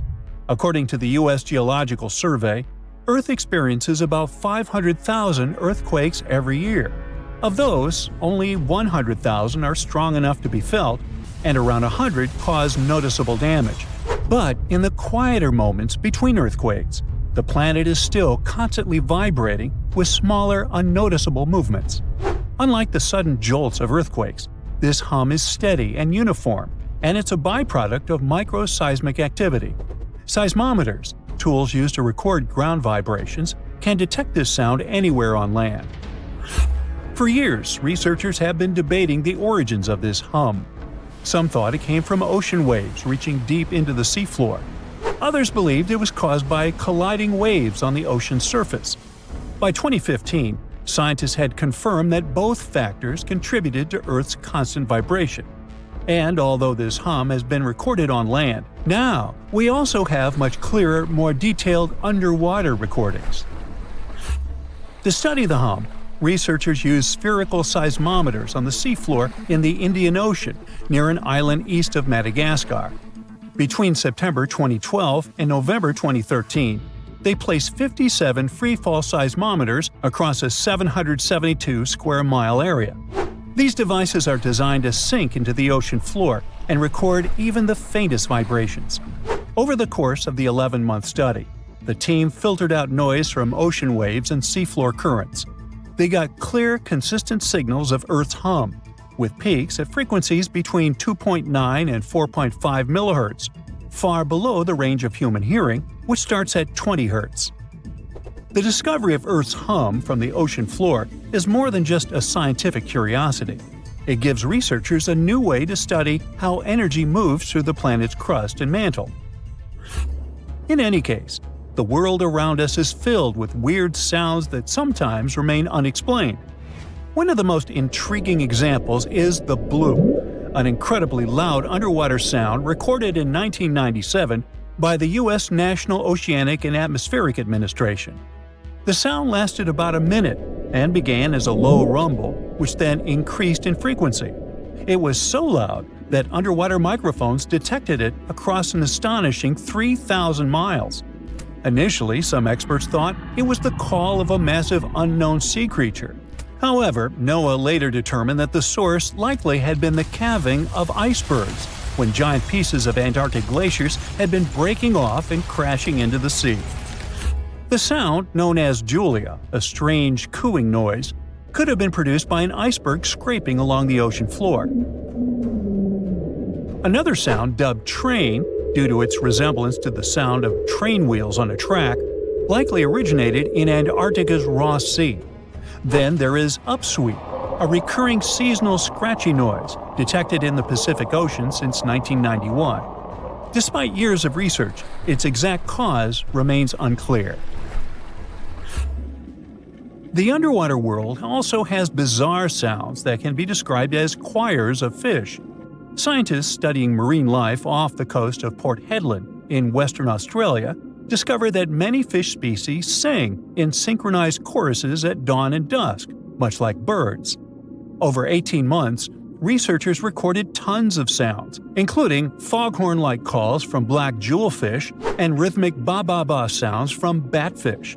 These fish songs, which often involve repetitive calls that overlap in large groups, are especially important for breeding, feeding, and territorial behavior. Deeper in the ocean, NOAA researchers also explored the sounds of the Challenger Deep, the deepest part of the Mariana Trench. They used a titanium-encased microphone that managed to survive the crushing pressure, over 1,000 times the atmospheric pressure at sea level. Over 23 days, the recorder captured loads of noises, from the haunting songs of whales to the rumble of distant earthquakes. Now, we've already figured out that the ocean is filled with strange sounds, but you can also hear weird noises above ground. One of the most puzzling is the hum, a low-pitched noise reported by people in specific areas, such as Taos, New Mexico, or Bristol, England. The sound is often described as a faint engine-like drone, and its source remains a mystery. Some researchers think it might be a psychological phenomenon, where people focus on subtle background sounds they might otherwise ignore. In any case, no definitive answer has been found yet. Geological formations can sing too. Utah's Rainbow Bridge, a massive 300-foot-high sandstone arch, vibrates like a guitar string when exposed to sounds, distant earthquakes, or waves near Lake Powell. Scientists have studied its frequencies to understand how such vibrations could affect the bridge's stability over time. Interestingly, visitors to the Rainbow Bridge have reported hearing faint humming sounds too. The skies also have their own eerie noises. For centuries, people in polar regions have described faint sizzling, popping, and cracking sounds, accompanying auroras. A Finnish researcher made the first known recordings of these sounds and traced their origin to electrical discharges in the lower atmosphere, about 230 feet above the ground. These charges, caused by magnetic storms fueling auroras, produce faint sounds during calm and clear nights. Other natural phenomena, such as icebergs grinding against the seafloor or volcanic activity on the ocean floor, produce groans, rumbles, and crackling sounds that scientists study to learn about glacial movements and underwater geological activity. I myself produced many unusual sounds and rumbles, but, that's a subject for another video, or my next annual review. Consider Lake Enigma. What a fitting name! It's already strange enough because it's not even supposed to exist. But now, we stumbled upon actual life deep beneath it. And this just might help NASA in their search for life in outer space. The lake lies deep in the icy heart of Antarctica, so it's not really a water pool like we're used to, more like a lake-like block of ice, or so we thought. Just recently, Italian scientists discovered a secret that had been buried for ages, an actual body of water, and in this water, life is thriving. Various microorganisms, and even some weird little hunters. Which is super weird, since Enigma sits in a remote and harsh corner of our planet, the northern Victoria Land in Antarctica. The entire South Pole is cold, but in this place, temperatures can plummet to a horrifying minus 41 degrees Fahrenheit, though on average it's around 7. Chilly. Like we said, this lake shouldn't even be there at all. Antarctica is technically the largest desert on Earth, even though it's covered in snow, because it's super dry. There are 0 rains, truly little snowfall, and the sun barely evaporates anything. And even if there is some water, the insane winds make sure to dry everything out super quickly. Putting on our thinking caps, this lake should lose an unimaginable 7 million cubic feet of water every year. Yet, the water remains. Why? No one knows. Scientists say there could be something deep underground that refills it constantly. They just have no idea what that might be. Maybe deep underground rivers, melting ice, or something else entirely. But hence the name, the Enigma Lake. The block of ice we mentioned is permanent and super thick, at least 36 feet of it, and that's higher than a 3-story building. So researchers decided to check out if there's anything beneath it. They used a so-called ground-penetrating radar, a super smart echo detector for the ground. This radar sends invisible radio waves into the Earth. When they hit something underground, like rocks, water, or anything else, they bounce back to the device. By measuring how long it takes for the signal to return and how strong they are, we can determine the distance and what exactly the radar hit. That's how animals like bats, whales, and dolphins can see underwater. And we humans stole this cool nature idea to research buried structures and hidden caves. Scientists used this device all over the Enigma surface. This way, they were able to create an entire map of this under-ice world beneath. The water itself wasn't surprising. It's the unique ecosystem in it that shocked them. Unfortunately, no secret monsters or extraterrestrial secrets this time. But there are microorganisms there that may not exist anywhere else on Earth. Somehow, these creatures have managed to survive in complete isolation and extreme cold. It's not that we don't know these microorganisms, we've met them before, just not exactly like this. There are a couple groups hanging out down there. The first one is Bacteroidota. They love breaking down complex molecules, especially in your stomach, and help digest tough plant fibers. They mostly hang out inside us, but in the outside world, we might occasionally find them in soils and oceans. Then Actinobacteriota, genius chemists among bacteria. They decompose organic materials and help the soil get healthier. They're also famous for producing antibiotics, so we owe a lot of our medicine to them. The third one is Pseudomonadota. These guys weren't a surprise. They're crazy adaptable. They can thrive pretty much anywhere, from soil to water to the human body. Some of them are good, helping plants grow and in nutrient cycles, but others can be opportunistic pathogens. Ooh, bad guys. But what is actually a surprise is that Lake Enigma has tons of passibacteria. They're ultra-small even for microorganisms and can barely do anything themselves.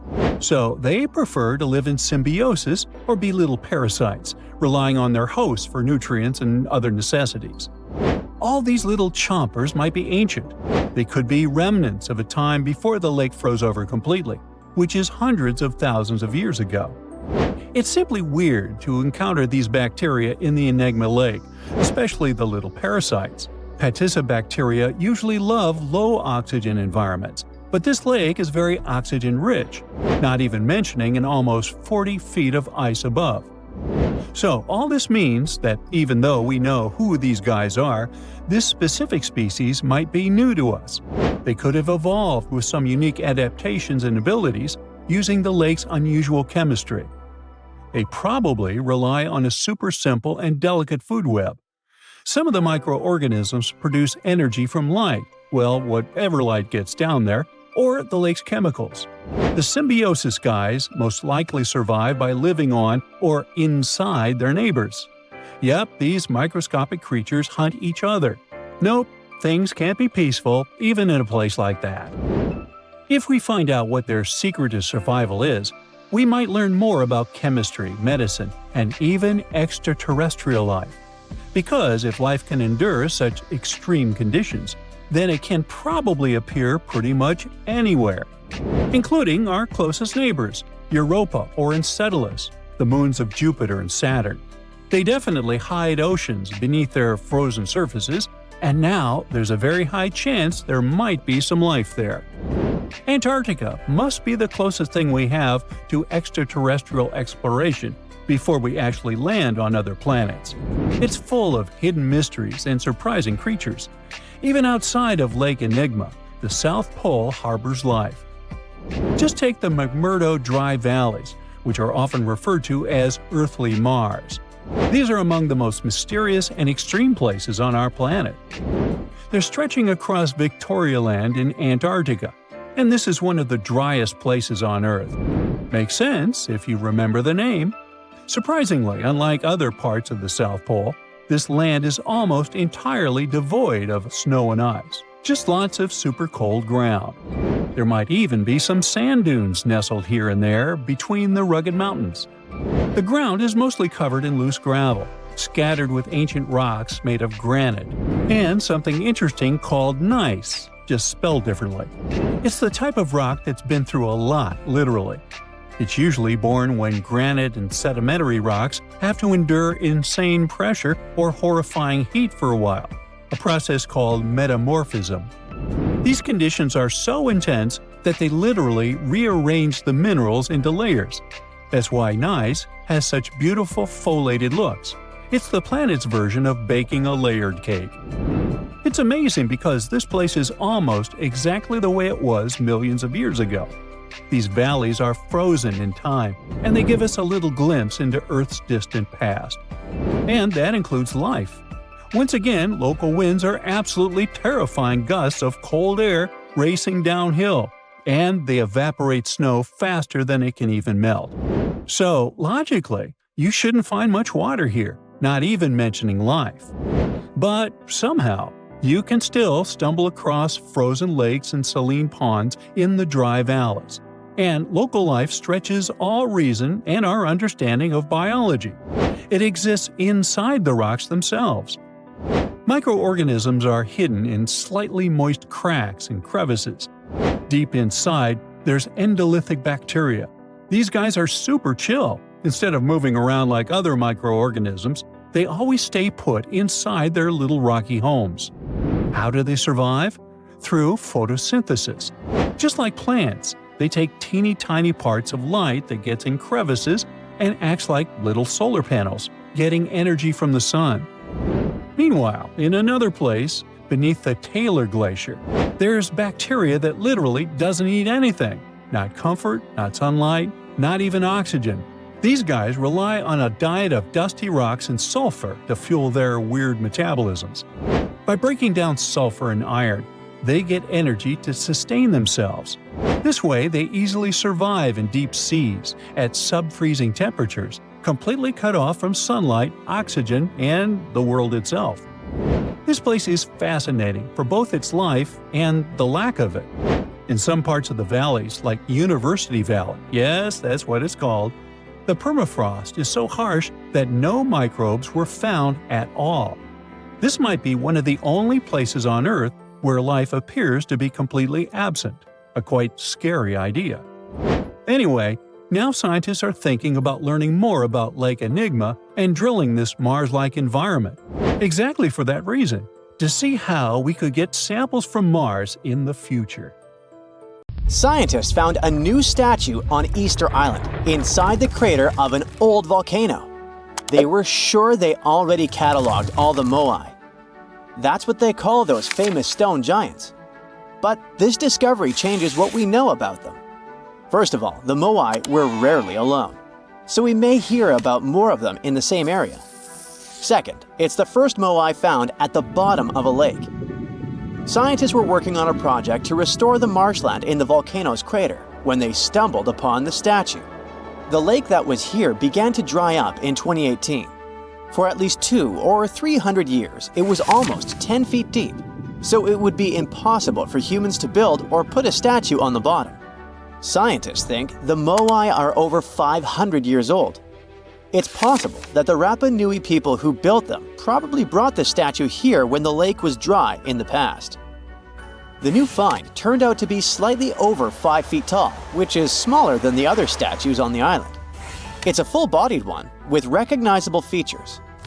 Researchers also plan to do radiocarbon dating to find out the exact age of the statue. They don't plan to remove it from where it was found because the oldest members of the Rapa Nui community want it to stay where it is.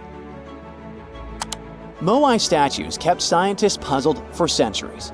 They knew that they were built as a dedication to the island's chiefs, but no one could figure out why they chose these various locations for the statues.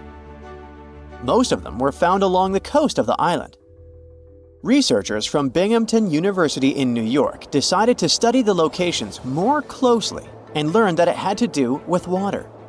Easter Island has porous volcanic soil that absorbs rain easily, so there aren't enough streams or rivers and too little fresh water.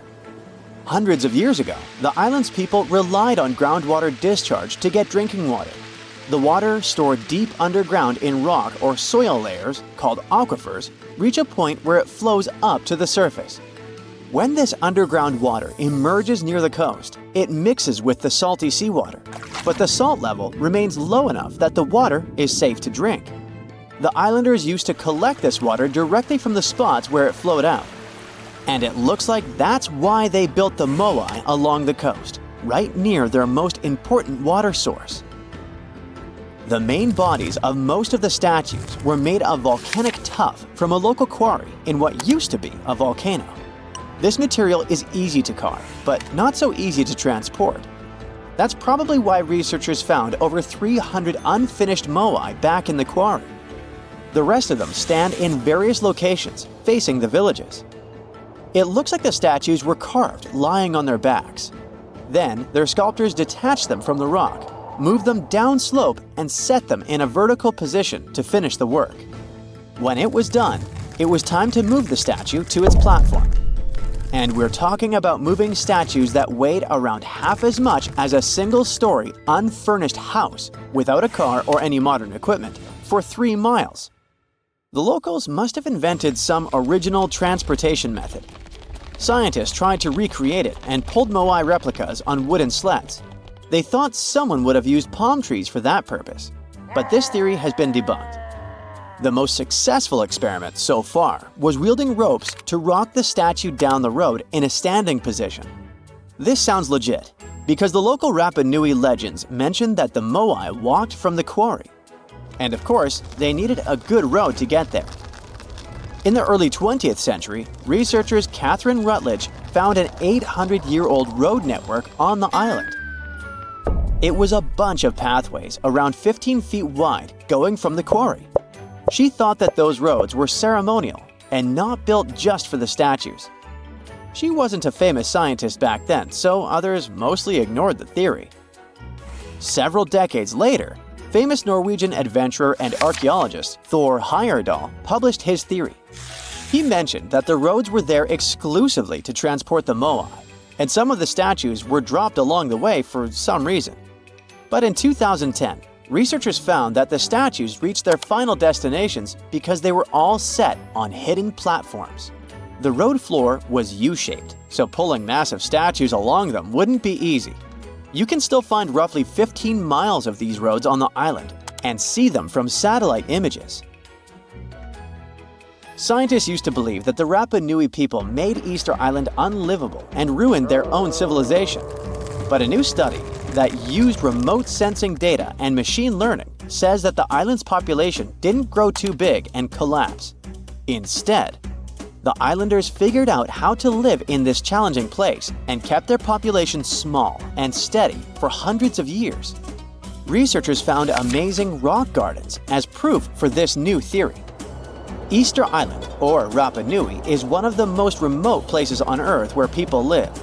It's surrounded by the Pacific Ocean.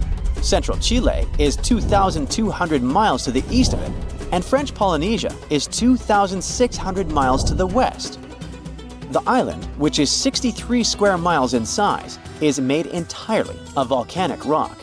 But the volcano stopped erupting a long time ago, so Rapa Nui's soil has lost most of the useful nutrients that lava once brought here. It's also drier than tropical islands, and its deep waters made fishing much harder for the settlers, as there's no shallow lagoons or reefs to fish in. So, the islanders came up with a smart farming method called rock gardening to survive here.